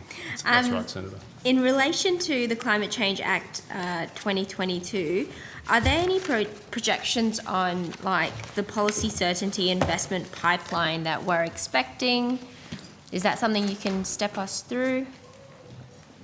Senator, I don't think we did any specific analysis of the policy investment pipeline as such, but certainly everything that we have heard from stakeholders in response to the passing of that Act is that it has given them the certainty that they have been looking for by having the 2030 target of 43% below 2005 levels locked into legislation and the 2050 target of net zero emissions locked into legislation. So anecdotally, we are hearing that it has provided the certainty that investors are looking for, but we didn't do any specific modelling of an investment pipeline. I think that's it from me, Chair. I'll come up with more. Thank you. Senator Duniam. Thanks, Chair. So back to COP, and I wanted to go to the methane pledge, who's best to assist with that. I might start with you, Minister, just on this in general terms. I mean, was the commitment to this and the indication that the government or the Labor Party, if elected, I mean, was this part of the manifesto that was taken to the last election? And if not, when was it first sort of enunciated as policy of the government? I'll need to take advice on the particular date that it was enunciated, that it was sort of announced. But I mean, we were obviously, there are a number of international counterparts that were committed to the pledge who were looking to Australia to participate, and a range of ministers with, you know, interactions with some of the industry sectors that might be impacted if we signed on to such a pledge, undertook consultations with their stakeholders to determine whether or not we could sign on. Mm-hmm. Okay, I mean, because the reason I asked that question, as ethereal as it seems, I mean, the minister pre-election, as I understand it, or during the election campaign, so yes, pre-election, made the point in an Australian article entitled "Labor Won't Kowtow to Methane Target Pledge." And his comment was, "I'm not going to sign up to a pledge which I don't know how will be implemented in Australia without getting further advice." So obviously advice has been received and you have referred to that. Are you able to, or the officials perhaps, noting you can't provide me the advice that is given to a minister, but what advice has been provided that is either publicly available or that would inform the minister's thinking, bringing us to the point where we have now committed to the pledge? Senator, we briefed the government on the facts of what the methane pledge actually entails, and that was a global commitment to a 30% reduction in methane emissions below 2020 levels. We made sure that they understood and were able to consult with the affected parts of our, the stakeholders, particularly in agriculture and in the oil and gas sectors and so on, understood that was not a specific commitment for Australia. It's a global commitment. It's very much on a voluntary basis, collective goal to get there. And we also talked through the fact that Australia's already got quite leading practices in terms of the control of methane in our oil and gas sectors, and so as a participant in the global methane pledge we would have a lot to share with other countries. And we talked through the options that would be available to benefit by participating, including having a conversation with the agriculture sector and taking advantage of some of the research and development that's already happening in that area, where we may well find ways to reduce methane, which is a really significant contributor to global warming. So we talked to we provided advice to the government along those lines to support them with the consultations that they held with the agriculture sector and the petroleum, oil and gas sectors prior to the announcement that Australia would join the Global Methane Pledge, which happened towards the end of October. So it's the 23rd of October. Yes. Not us. So, yeah, they're going to finish before we do, I think, tonight. All those extended hours. So then, just on that information provided to government, what sort of modelling was done? Noting you've made the point it's a global commitment and it's voluntary. I mean, obviously, the stakeholders that you've said Ms Evans have been consulted with, and I'm sure I'll put some questions on notice around the nature of the consultation. But what sort of modelling has been done to actually look at Australia's contribution to the global methane emissions and what needs to be done and what impact that might have on various economic outputs, etc.? Like, what's available? So we publish a national inventory report every year, and we also publish emissions projections every year, which look at some of these issues. So particularly the national inventory's got a very detailed account of what is happening across all of the different gases for Australia, and that would show already some of the impacts that we've achieved here because of the work that we do in controlling methane emissions from the land sector, from the landfill gas sector, sure, for example, with flaring, and also in the oil and gas sectors. So that evidence is already there, and we go through it in some detail in the national inventory. Looking forward, because this is a global commitment, a global collective goal, with no specific obligation on Australia, our analysis was essentially that didn't have a specific impact, that would be managed through the existing policies and measures that the government already has. So we did not think there was a need to do any further analytical or specific modelling work in that context. So if I'm to understand you right, we've made the pledge, but it means we don't have to do anything because we're already doing it. We've made a pledge to be a part of a global effort to reduce global methane emissions by 30% below the 2020 level, and we're able to make that pledge, or our advice was we were able to make that pledge because Australia already has a significant number of policies and measures in place and anticipated in place that would allow us to contribute significantly to that goal, and we have a lot to share with other countries about the approaches that we've taken that would help them to contribute to that goal. Which in effect, I think we're saying the same thing. And I would not call that nothing at all, Senator. I think that is a substantial contribution. I didn't call it nothing at all, in I think that, fairness. Senator Duniam, that sort of... we recognise that climate change is a global problem. It requires us to collaborate with global partners. Some of those collaborations happen in the form of the formal commitments that we make under the processes, such as the Paris Agreement. Mm-hmm. We are also able to influence global momentum by the other commitments that we make for action with our other partners. Mm-hmm. And signing this pledge put us on par with a range of other countries, our trading partners, some of the biggest beef producing countries in the world, for example, who were willing to sign on to this. Mm. And our calculation was that we were able to make a contribution by bringing our own experiences, our own industry's readiness to participate and innovate, and our own technological innovations to the table in a process that is designed, along with many other things, to generate global momentum for emissions reduction. Okay. So back to the point, though, around what we as a country need to do ourselves, which is what I think consulting with stakeholders would largely be about. There's been a degree of nervousness on the part of some. So what is it that needs to happen as a result of the commitment to the pledge? I understand the sharing with international partners. That's very important. In fact, the MICA Foundation I met with today, talking about Pacific leadership, it's one of the most important things we can do. So I don't dispute that that's important, but what do we need to do here in response to the pledge being taken?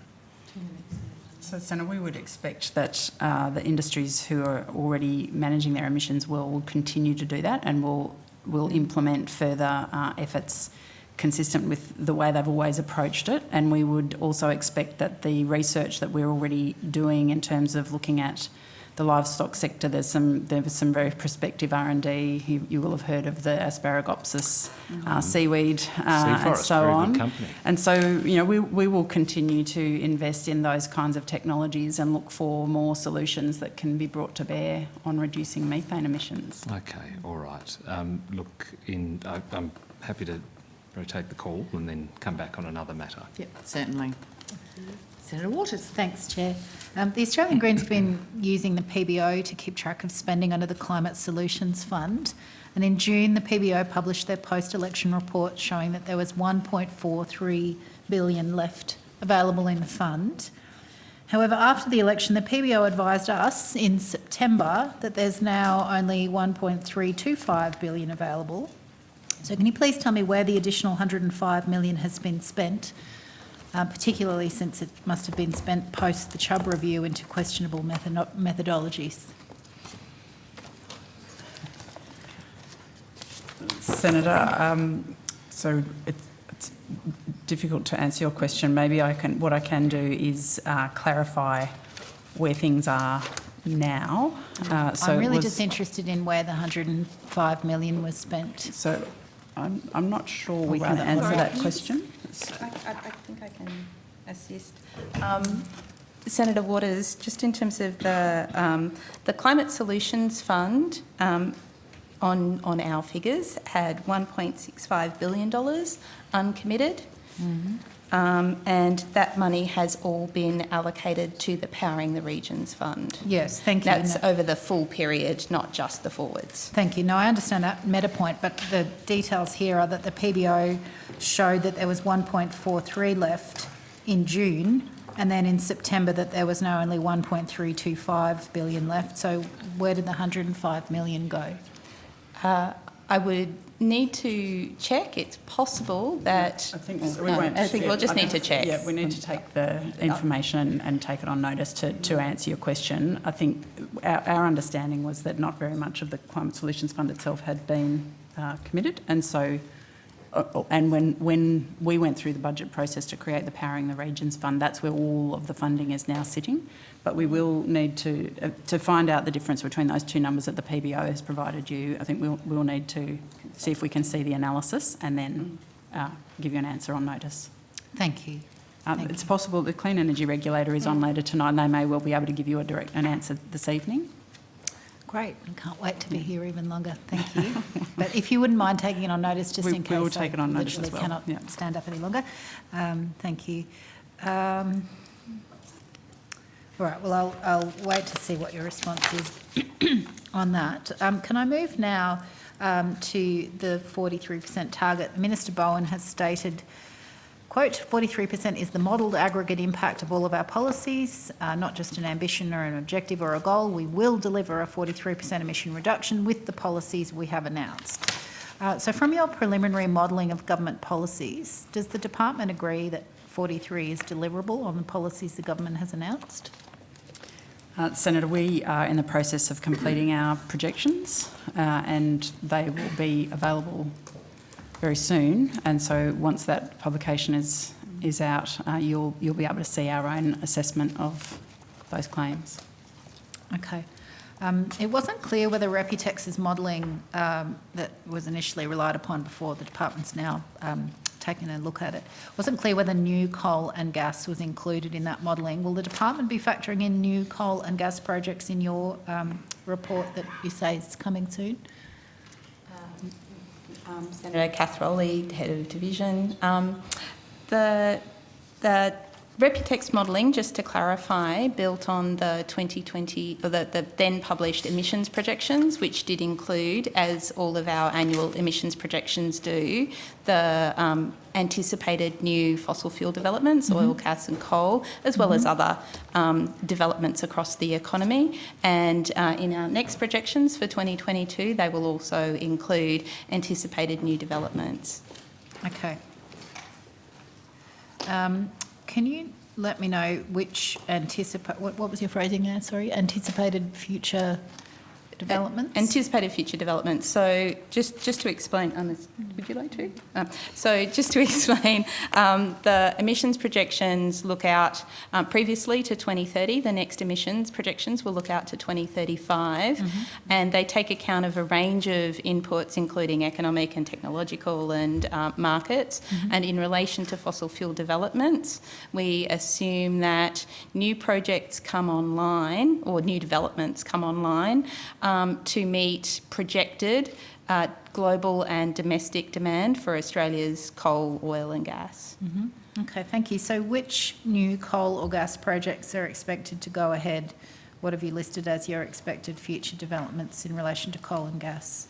So with respect to the current projections, they're being finalised, and so we'll be able to share details once that analysis is published. I could speak to the 2021 projections if that were helpful, but I think we've provided that information in previous hearings. Yes, I've certainly asked that before. So will the report that's coming, will you name the coal and gas projects that you're expecting? I would need to... To the extent that they're known, then to be coming on, then they are there. But I think the answers we've given in previous estimates will stand for the new set of projections as well, and that the way that we come at the coal and gas projections is to actually look at what the demand is for the production of those commodities, and then there is the assumption that there's a response to that, and the supply is provided. So sometimes we don't know exactly which mines or which places facilities are filling that gap. We just simply know that there are enough projects, and you've seen that in the Resources and Energy Quarterly and so on, where they I might have named the wrong publication, but there's a publication from the Resources Department that has that pipeline of projects, and there is very long enough. There is enough projects there to satisfy the demand. Yes, so in my view, there's too many projects to stick with the 43% reduction target, and hence my question. I'm interested.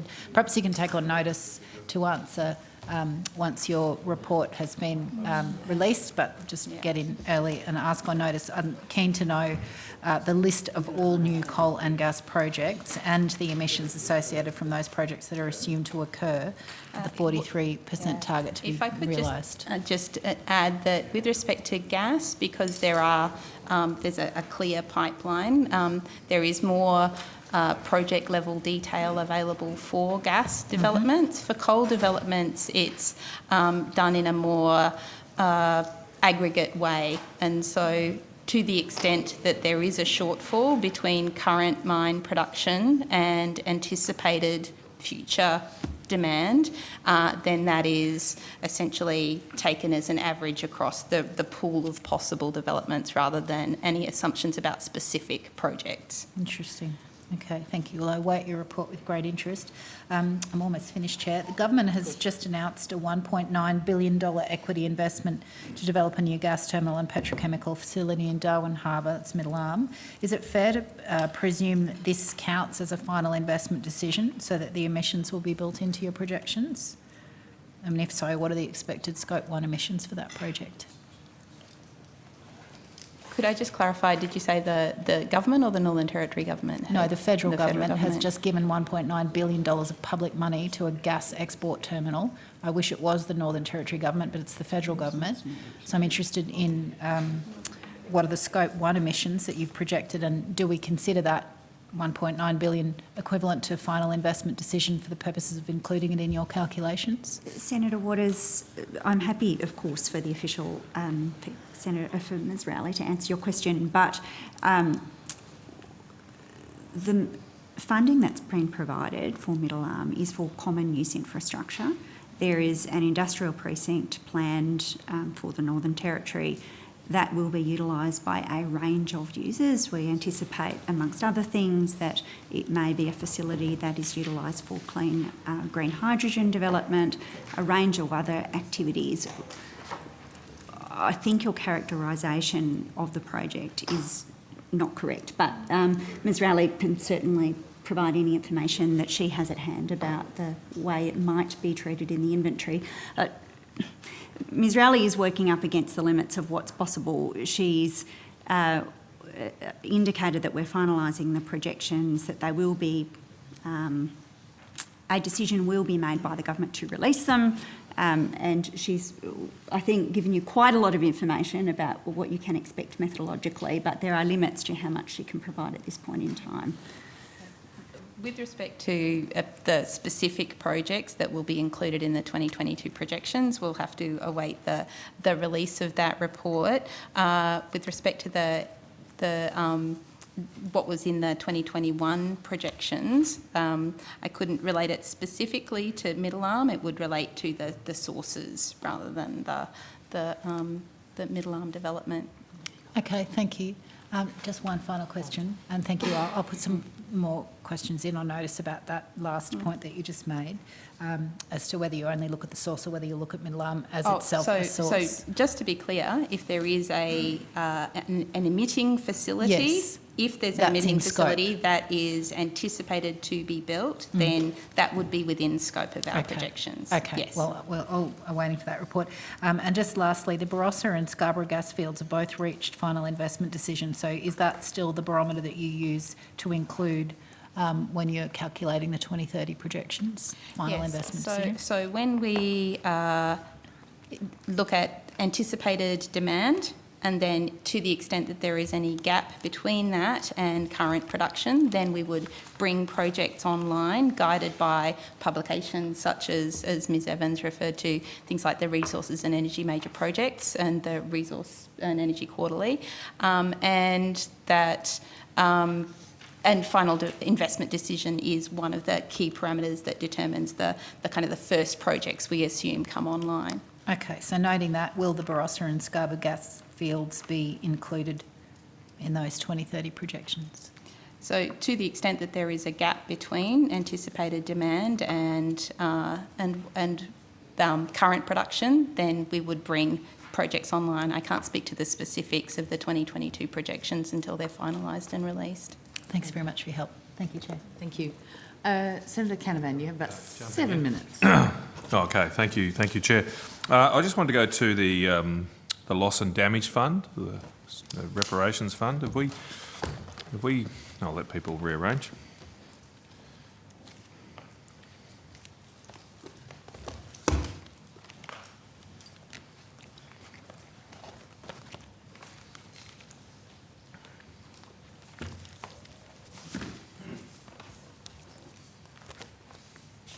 Ready? So we've signed on to this fund, this loss and damage fund that was agreed at COP27. Senator, my name's Sally Box. I'm the Acting Division Head for the International Climate Net Zero Pathways Division.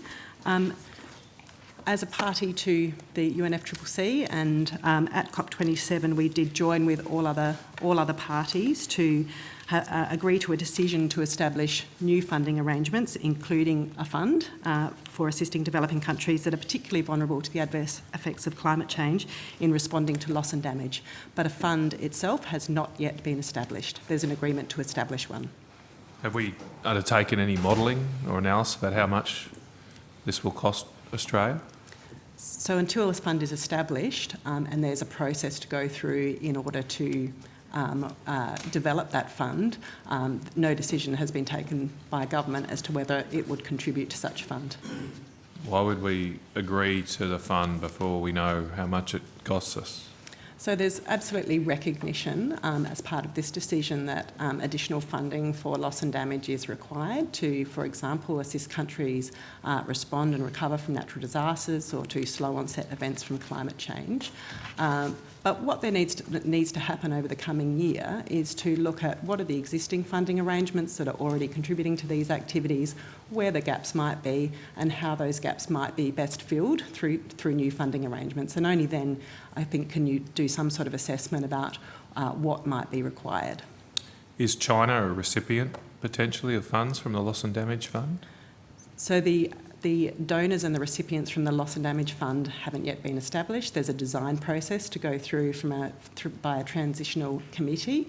What was particularly important for Australia is that any new funding arrangements target countries that are most vulnerable to the impacts of climate change, and Australia will be working very hard to ensure that it very much works for the Pacific.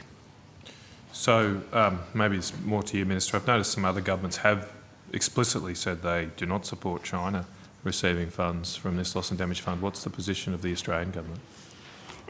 I think, as articulated by Dr. Box, our highest priority is to make sure that whatever arrangements are established, that it works for Pacific countries. We do consider those countries particularly vulnerable to climate change. It is an issue that they regularly raise with us, including in many of the meetings that I had at the COP.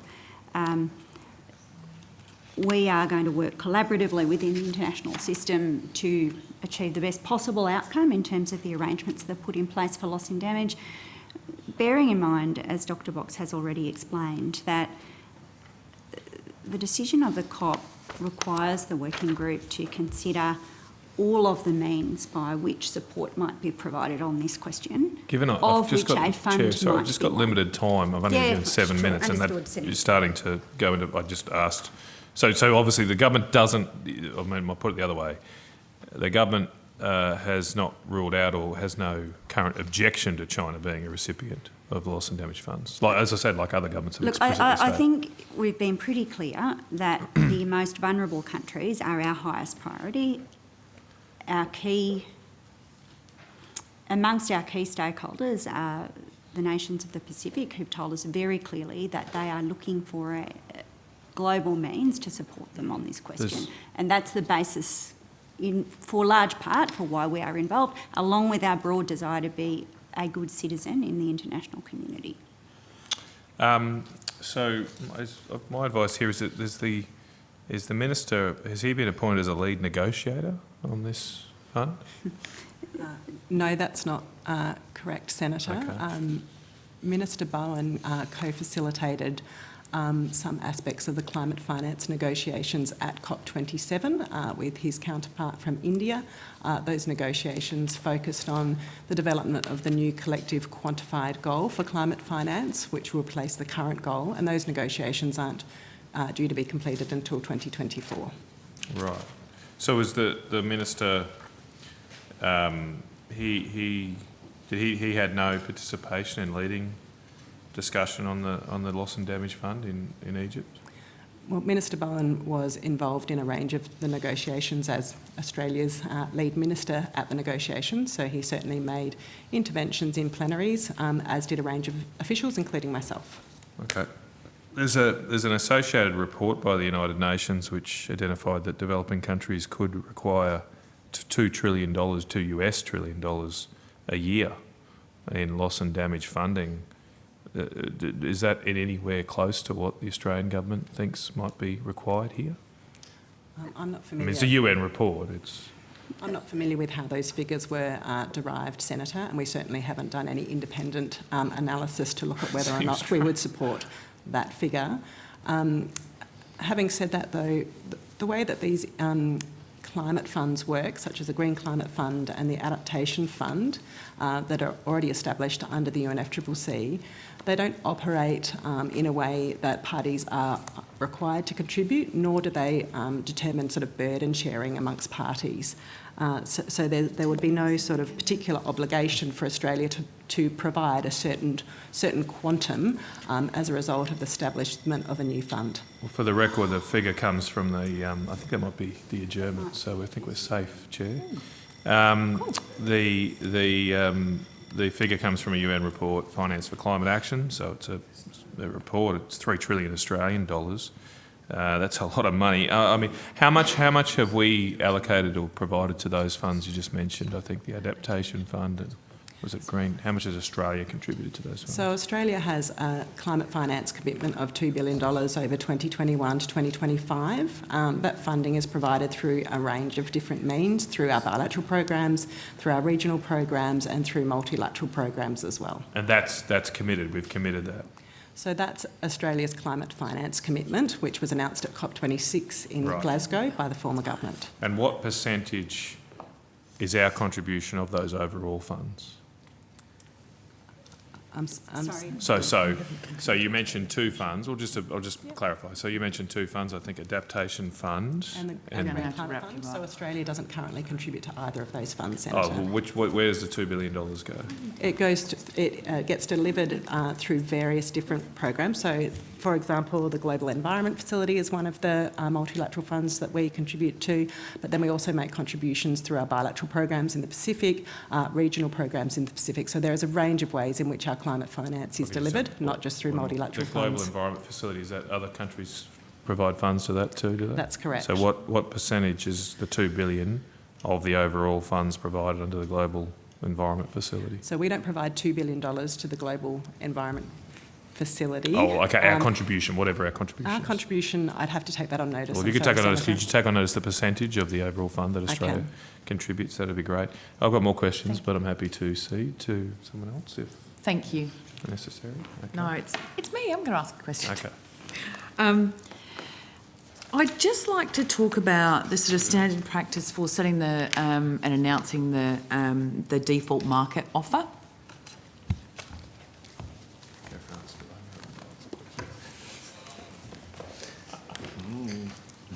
Now you've got me interested.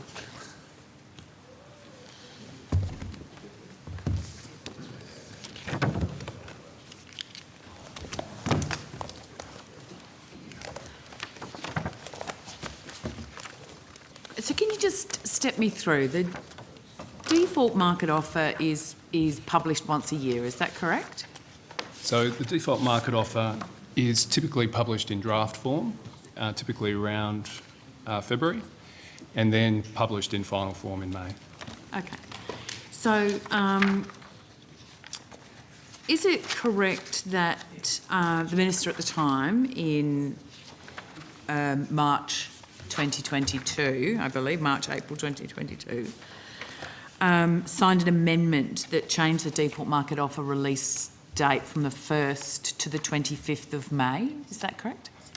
Yeah, Chair. So we, under the code through which the default market offer is set, we conducted a review, and as in the context of that review, we went out to the electricity market and we asked for their input in terms of the timing of the setting, because the timing of that, of communicating the default market offer, tries to balance two things. One is as much of the most recent information as you possibly can to ensure that you understand the cost base of retailers and what's a reasonable return.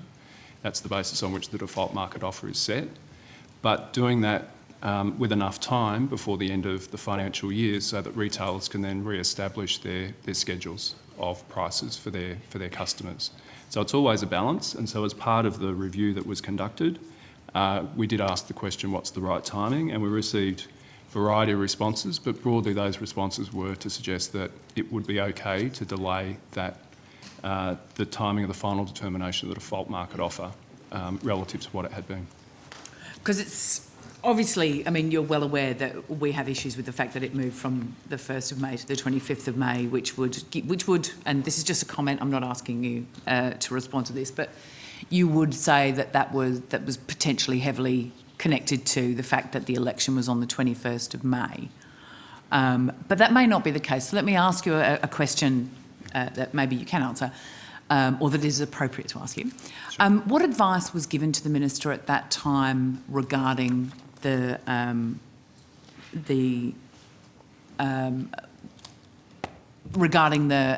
market offer?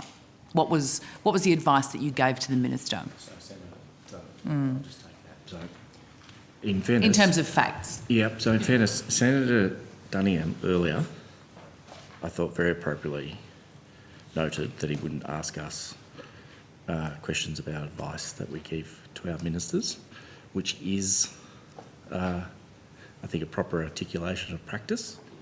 And so I think we just need to be very careful about, in another area. And again, I have tried to stress I'm asking for facts, not anything else here. And getting a private briefing from the Minister and then getting it on Hansard.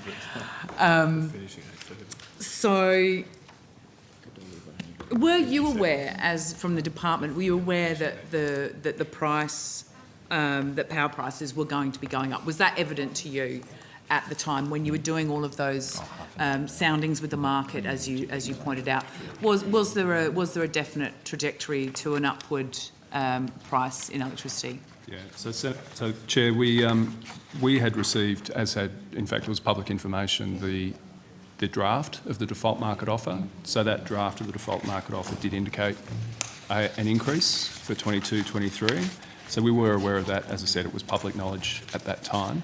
And how different? And again, I'm conscious that I've told everyone that we're finishing bang on 8:30, so I'm going to be speedy as. Sure.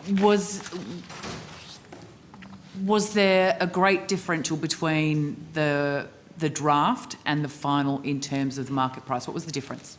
So for South East Queensland, the draft had nominal increases of 5.8% for customers with controlled load and 5.6% for customers without controlled load. The final was 11.3% to 12.6%. I can run through all the regions. Are they similar in terms of the differential, broadly? Just bearing in mind that we do have to finish. So broadly, there were increases across all of the DMO regions between the draft determination and the final determination. Why the big difference? What was the issue in there that made that was, because that's quite huge. That is quite a significant difference, isn't it, from 5 to 11 broadly? So in the context, so again, I mean, you're sort of getting now to questions that go to the detail of how the Australian Energy Regulator calculates the default market offer. Is it common to have that probably better to put to the Australian Energy Regulator. Is it common to have that differential, that kind of differential? Between the draft and the Yep. final. So in the space of 3 months, there's a lot, of course, happening at the start of 2022 at that time in energy markets. So, you know, the fact that there was a change from the draft to the final, I don't find surprising. And Senator, it does take into account things that transpired as well. A lot was happening, and things like the war in Ukraine had started. So things like contracts reflected things like the cost of those contracts, which move in line with those fuel input costs, for instance, that were rising at the time. All right, we're going to have to wrap up and move on to the Clean Energy Regulator. So thank you very much for those who are no longer required. If you are not the Clean Energy Regulator, you are no longer required. But I will now call officers from the Clean Energy Regulator and welcome Mr. David Parker as the chair. And I do like to be very clear, because I keep getting asked after I've let people go, can you just say again that it's confirmed that they can go? So if you're not the Clean Energy Regulator, please go home, and thank you for your time.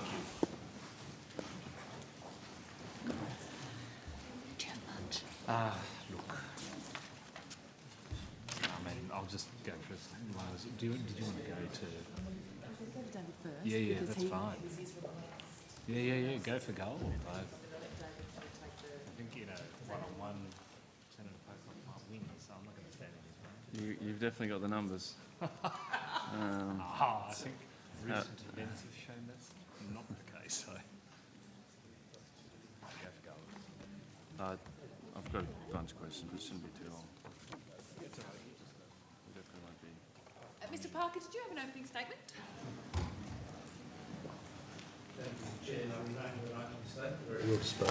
Excellent. Senator Pocock. Chair, and thank you for your time late on a Monday night. I'm interested to learn more about the regulator's role in the Chubb review of the carbon market, what role you are playing. Okay, so there's probably two levels of answers to that. We have appeared before the Chubb review, I think twice at the request of the review. Once was first one was a sort of an introductory arrangement. The second was in response to some specific issues and questions that they had. Then the second level of involvement is that the regulator has provided a range of information to the review, again in response to requests, mainly but not solely, again largely in response to requests. And then we have seconded an officer to the Secretariat that's supporting the review. Okay. Have you seen the submissions as they've been coming in? Well, we haven't seen them separate to the process that the review panel has established, and of course a number of those submissions were published. When was that, Shailene, going back 4 weeks ago, roughly? About that. But before them being published, you were not privy to submissions, or you No. were? No. No, you weren't. Would it be appropriate for an employee of the regulator to have contacted someone about their submission? Well, that would depend on the circumstances and the submission and what was in it and when and so forth. So the question as you've proposed it is sort of a little bit too abstract for me to answer. Are you, to the best of your knowledge, do you know if any employees at the regulator have contacted someone who's put in a submission to discuss a submission with them? There have been a couple of instances. One was where before a submission was made, the person making the submission contacted the regulator for some information, and that information was provided. And the second instance was where, following the publication of the submission, one of the staff members, and it was Ms Thompson in this case, contacted the person who put together the submission to discuss the matter of some of the content of their submission with them, yes. Can you elaborate on that discussion more as to the concerns that were raised with them? Well, I think I might hand to Ms Thompson at that point, since you were involved in the conversation. Thank you, Mr Parker. Shailene Thompson, Executive General Manager, Clean Energy Regulator. So, Senator, the sequence of events was that I had a conversation with a long-standing and very senior member of the Wentworth Group and said to him that I thought there were factual issues or problems with the submission. The response was, well, if that's the case, then we should have a conversation about that, and can you talk to the Executive Director about it, which I did. And you think is that in your mind appropriate, given the Chubb review is being held up as a independent process? I thought it was important for the Wentworth Group, who are a very esteemed bunch of scientists with, a very significant reputation in this policy landscape, that they should be aware that there are aspects of their submission, in my view, which were incorrect.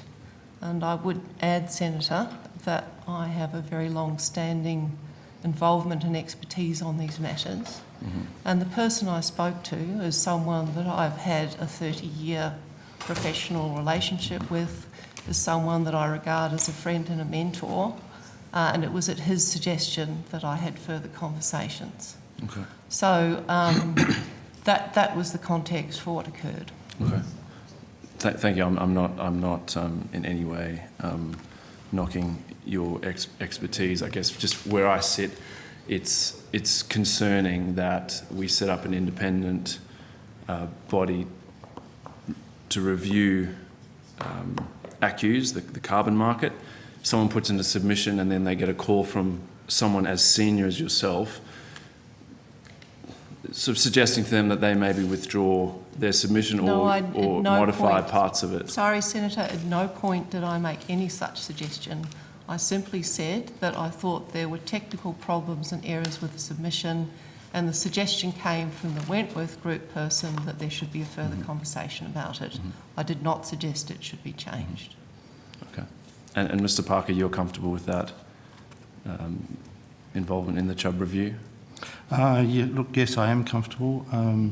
Can I say that I heard about this matter.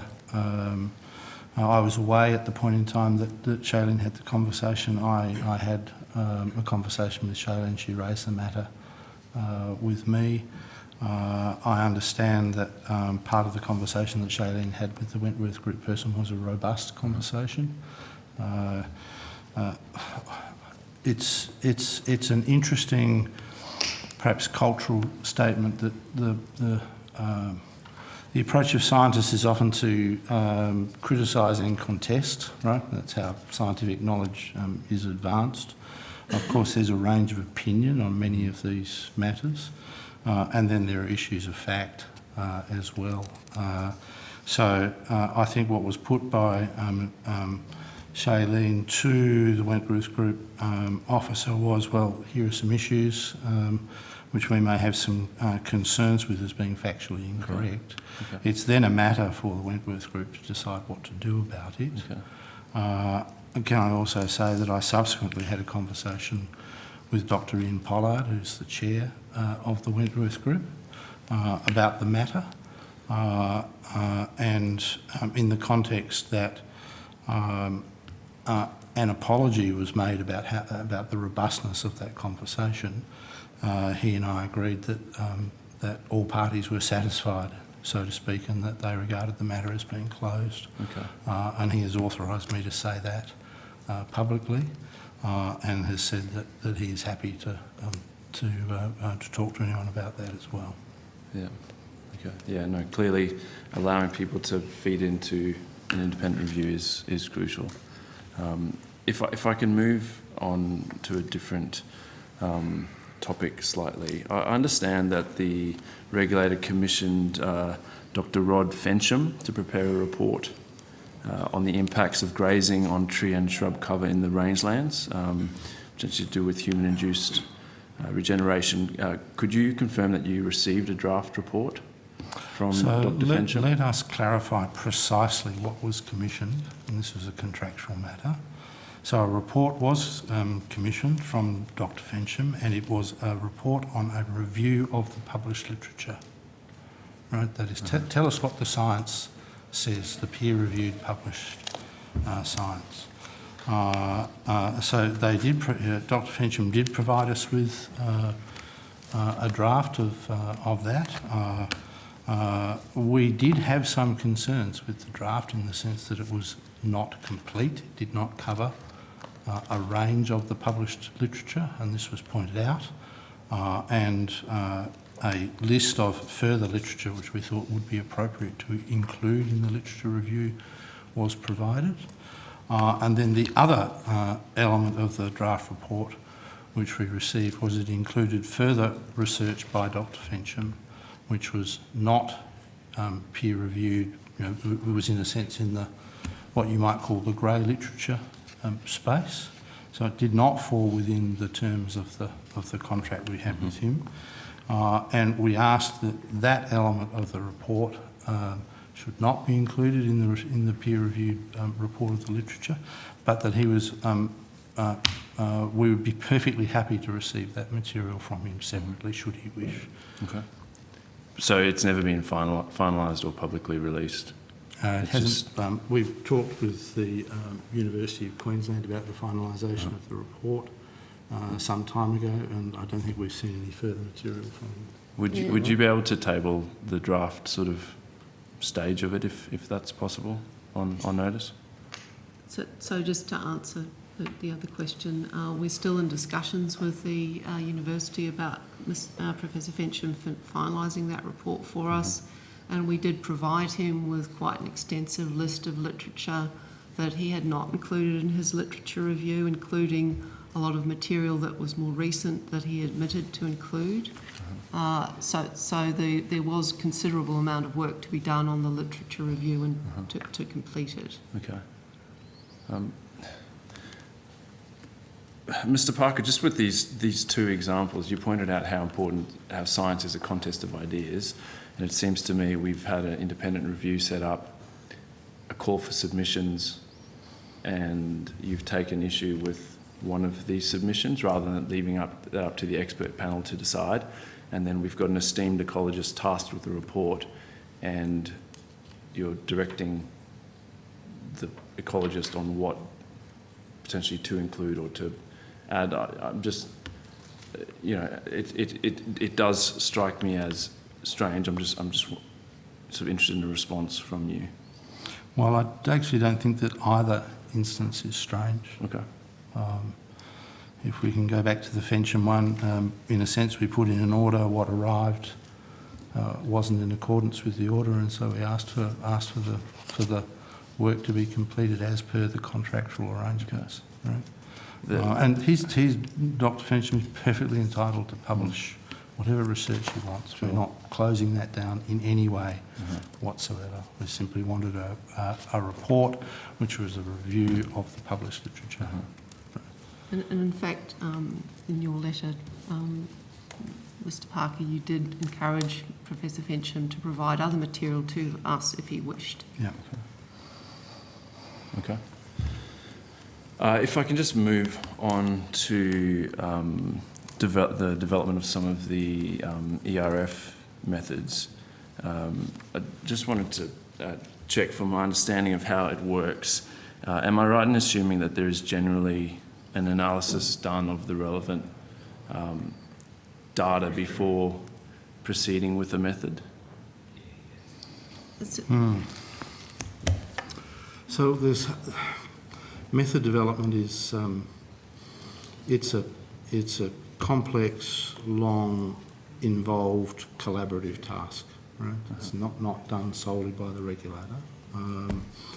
So one element of your question, which is worthwhile just unfolding before we get into the detail of it, is at what point is a method commenced? Right?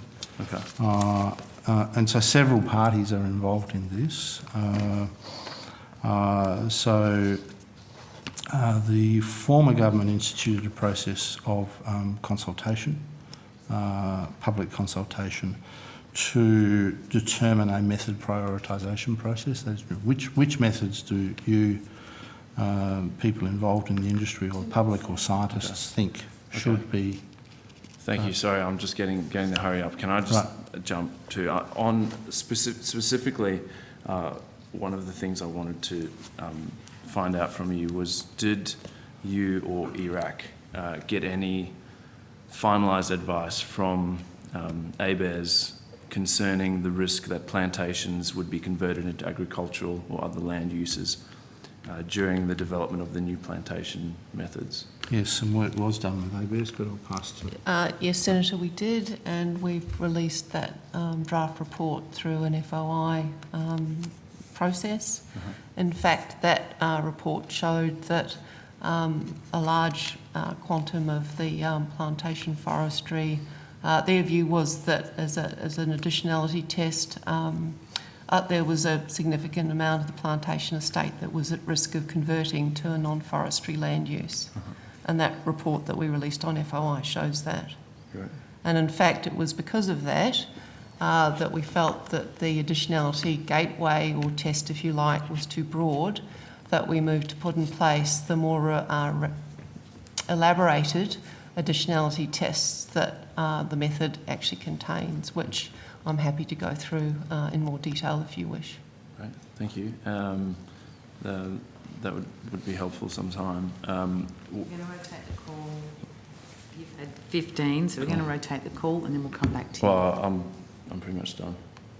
I was going to ask maybe on notice what other scientists were consulted in the development of that method. Sure. Thank you. Right. So Canavan. Answer that? Or? No, on notice is fine. Oh, on notice. Okay. All right. Thank you. Thank you. Have I got the call? You certainly do, Senator Canavan. Working some dinner here. I'll put that aside. Thank you very much for appearing. I just want to check. You're responsible for publishing the National Greenhouse Energy Reporting data. Do you also comply the quarterly updates on their greenhouse gas emissions? So that's done by the department? That's correct. Okay. So the data for 21, 22 under the NGER, is that right? That's, you'll publish that? Yes, we will in February. In February next year? Yeah. Do you have any early indications of Are we going up or down or sideways on carbon emissions in 21-22? So Senator, the reporting finished at the end of October, and my staff are very busy in the process of analysing that data and preparing it so that we can publish the report in February. Okay, so you're not giving us a preview? No? I think our preference would be to wait and give everyone very accurate... Probably not good news. very accurate reporting in February. Okay. Can I ask, and I don't know to what extent you continue to monitor this, because the renewable energy target is finished, I presume, as for new entrants, that's correct? No. No? Well, I suppose I'm thinking of large-scale wind and solar. Sorry. Again, it's not closed to new entrants. Okay. Right. So the part of the renewable energy target that is, in a sense, finished is that the level of generation that is now registered under the renewable energy target exceeds the statutory target. Right. Okay, so people still register it with you, do they? Okay, so that's my really what I know. You still monitor the registration of new large and scale solar and wind. Have we been installing solar and wind, large-scale solar and wind at a rate higher than the rest of the world in recent years? Well, the transition has been extraordinarily rapid in Australia, there's no doubt about that. The levels have come back somewhat since the period around 2018, 2019, in the run-up to meeting the renewable energy target. They have come back. Presently, looking in broad terms, we're seeing the level of, and it varies from quarter to quarter. So you will see reporting on quarter to quarter numbers which really don't mean all that much, because often these projects are sort of large. So there's been a reduction in, is there less renewable energy, less solar and wind being installed this year compared to last year? Look, I'm just gonna the installations. I'm going to pass to Mark Williamson on that. Look, it depends very much on a couple of things. So if you look at, say, rooftop, it's come back from then in the previous year because that was a COVID-affected story, and people put this stuff on. Well, it's just a simple question, and you say you do collect this information, so I wouldn't have thought it'd be that hard to provide to us. No, it's not. The growth in solar and wind, the new additions of solar and wind, is that higher or lower this year compared to last year? Senator Mark Williamson, Executive General Manager. It's slightly lower this year. We'll see a total of approximately 5.4 gigawatts total. About half of that will be rooftop solar and half will be large-scale wind and solar. Last year, it was 3.2 gigawatts of rooftop solar. As Mr Parker said, that was a boom year, partly driven by home improvements boom during COVID. And I think utility scale was about 2.5 gigawatts. So it's come off fractionally, but it does vary the utility scale from year to year, depending on one project getting registered either side of the year. But Australia has averaged approximately 6 gigawatts a year for the last 5 years. And according to Australian National University, in terms of your other questions, Senator, Australia is one of the top few in terms of per capita additions per annum. Yeah, I was going to mention that in the EMO says where a direct quote from that Australia has added over 4 times the VRE, the variable renewable energy, than the European Union did in 2018 and 5 times in 2019. We don't seem to have a shortage of it. But I'm just interested, there's this decline in growth because the new government came to power saying they'd invest in renewable energy and they'd increase its growth, but we've actually had less renewable energy this year. Why is that the case, Minister? Didn't you promise more? Senator Canavan, I think you understand entirely that the patterns in investment do not respond overnight to a change of government. We've been through a period of 10 years where the energy industry... Well, we've had record investments. ...routinely told us... Over that 10 years, by the sound of it. Sorry, Senator Canavan, two genuine points in response to that. investors routinely came before us and told us that there was insufficient certainty in the market for them to bring forward the projects that they wanted to bring forward, that they were uncertain, and they were pleading for your government to make a clear position around, the future pathway for the energy market. The second thing is that to the extent that investment in renewables continued, it was, I think, as Mr. Parker has alluded to, a consequence of the continuing significance of the RET, a policy instrument put in place by the last Labor government at that scale, which actually managed to sustain a level of investment Well, it just that seems you didn't inconsistent. support. Because I hear, and I'm sitting in the Senate there, almost falling asleep half the time, you hear from your ministers saying there's been 10 years of no investment in renewable energy, and we've just heard that there was actually record investments in renewable energy. So now we're getting less of it. Now, I'm not complaining, don't get me wrong, I'm not complaining about the lower renewable energy investment, but it's just not what you promised the Australian people. Senator Canavan, the raw facts are that over the period during government, 4 gigawatts of capacity retired from the system and only 1 was constructed. And that was a direct consequence of a level of uncertainty in the market about energy policy. But just to be clear, you're talking about dispatchable generation there on those figures, are you, Minister? Because we just heard we actually were sitting at 5 or 6 gigawatts of installation of renewable energy. I think you're referring to dispatchable generation. Which type of generation are you referring to there with those figures, the 1 and 4? Those are the figures that I'm provided about what came in yes, and okay, what but you went should be able to out. clarify them. Is that dispatchable or? Well, I don't think the Minister knows what she's talking about. So. Well, if you didn't speak over her, she may be able to finish her sentence. Okay, let's go. The problem is, Senator, that you wish to ignore the advice that you're provided by industry, which was that they were looking for you to establish a clear energy policy. Your proposal was to underwrite new coal-fired generation. You then, Minister, established an underwriting fund, which was going to generate a whole lot of new investment. None of it ever came off. We're now setting about cleaning it up. Well, okay, finished. Just come back to my question. Is the 1 and 4 gigawatts that you just provided evidence to the Senate? I don't want you to mislead the Senate. Were those figures for all energy generation over the last 10 years, or was it for dispatchable generation? Senator Canavan, they're the figures I've been provided, and I'll come back to Maybe you you with the should detail take on you were notice, seeking perhaps, for. because I think otherwise there might be a misleading impression. 2 minutes. I do have lots more questions, but I think Senator Pocock, did you want to finish off? Did you have more? Or? After you. Okay, well, we've got a hard mark. We've got a hard finish at 9, and these times were negotiated with Did you want the call, party. Senator Pocock, or not for these last few minutes? I'm happy to. Why don't you go and can come back to me? Well, okay. No, seriously, or you're going to run out. Yeah, we might run out of time. At 9, so you may as well I don't do get it a lot if of he's given it to answers you. here, so could go back and forth. Okay. And I'm getting hungry, so go, Senator Pocock. Okay. Great. Ms Thompson, just to finish off on the sort of conversation around you contacting the Wentworth Group, I just wanted you to clarify whether or not in that conversation you put to the Wentworth Group that they would potentially not get more federal funding going forward if they didn't consider withdrawing their submission. I can categorically and absolutely say that I said no such thing. Okay, thank you.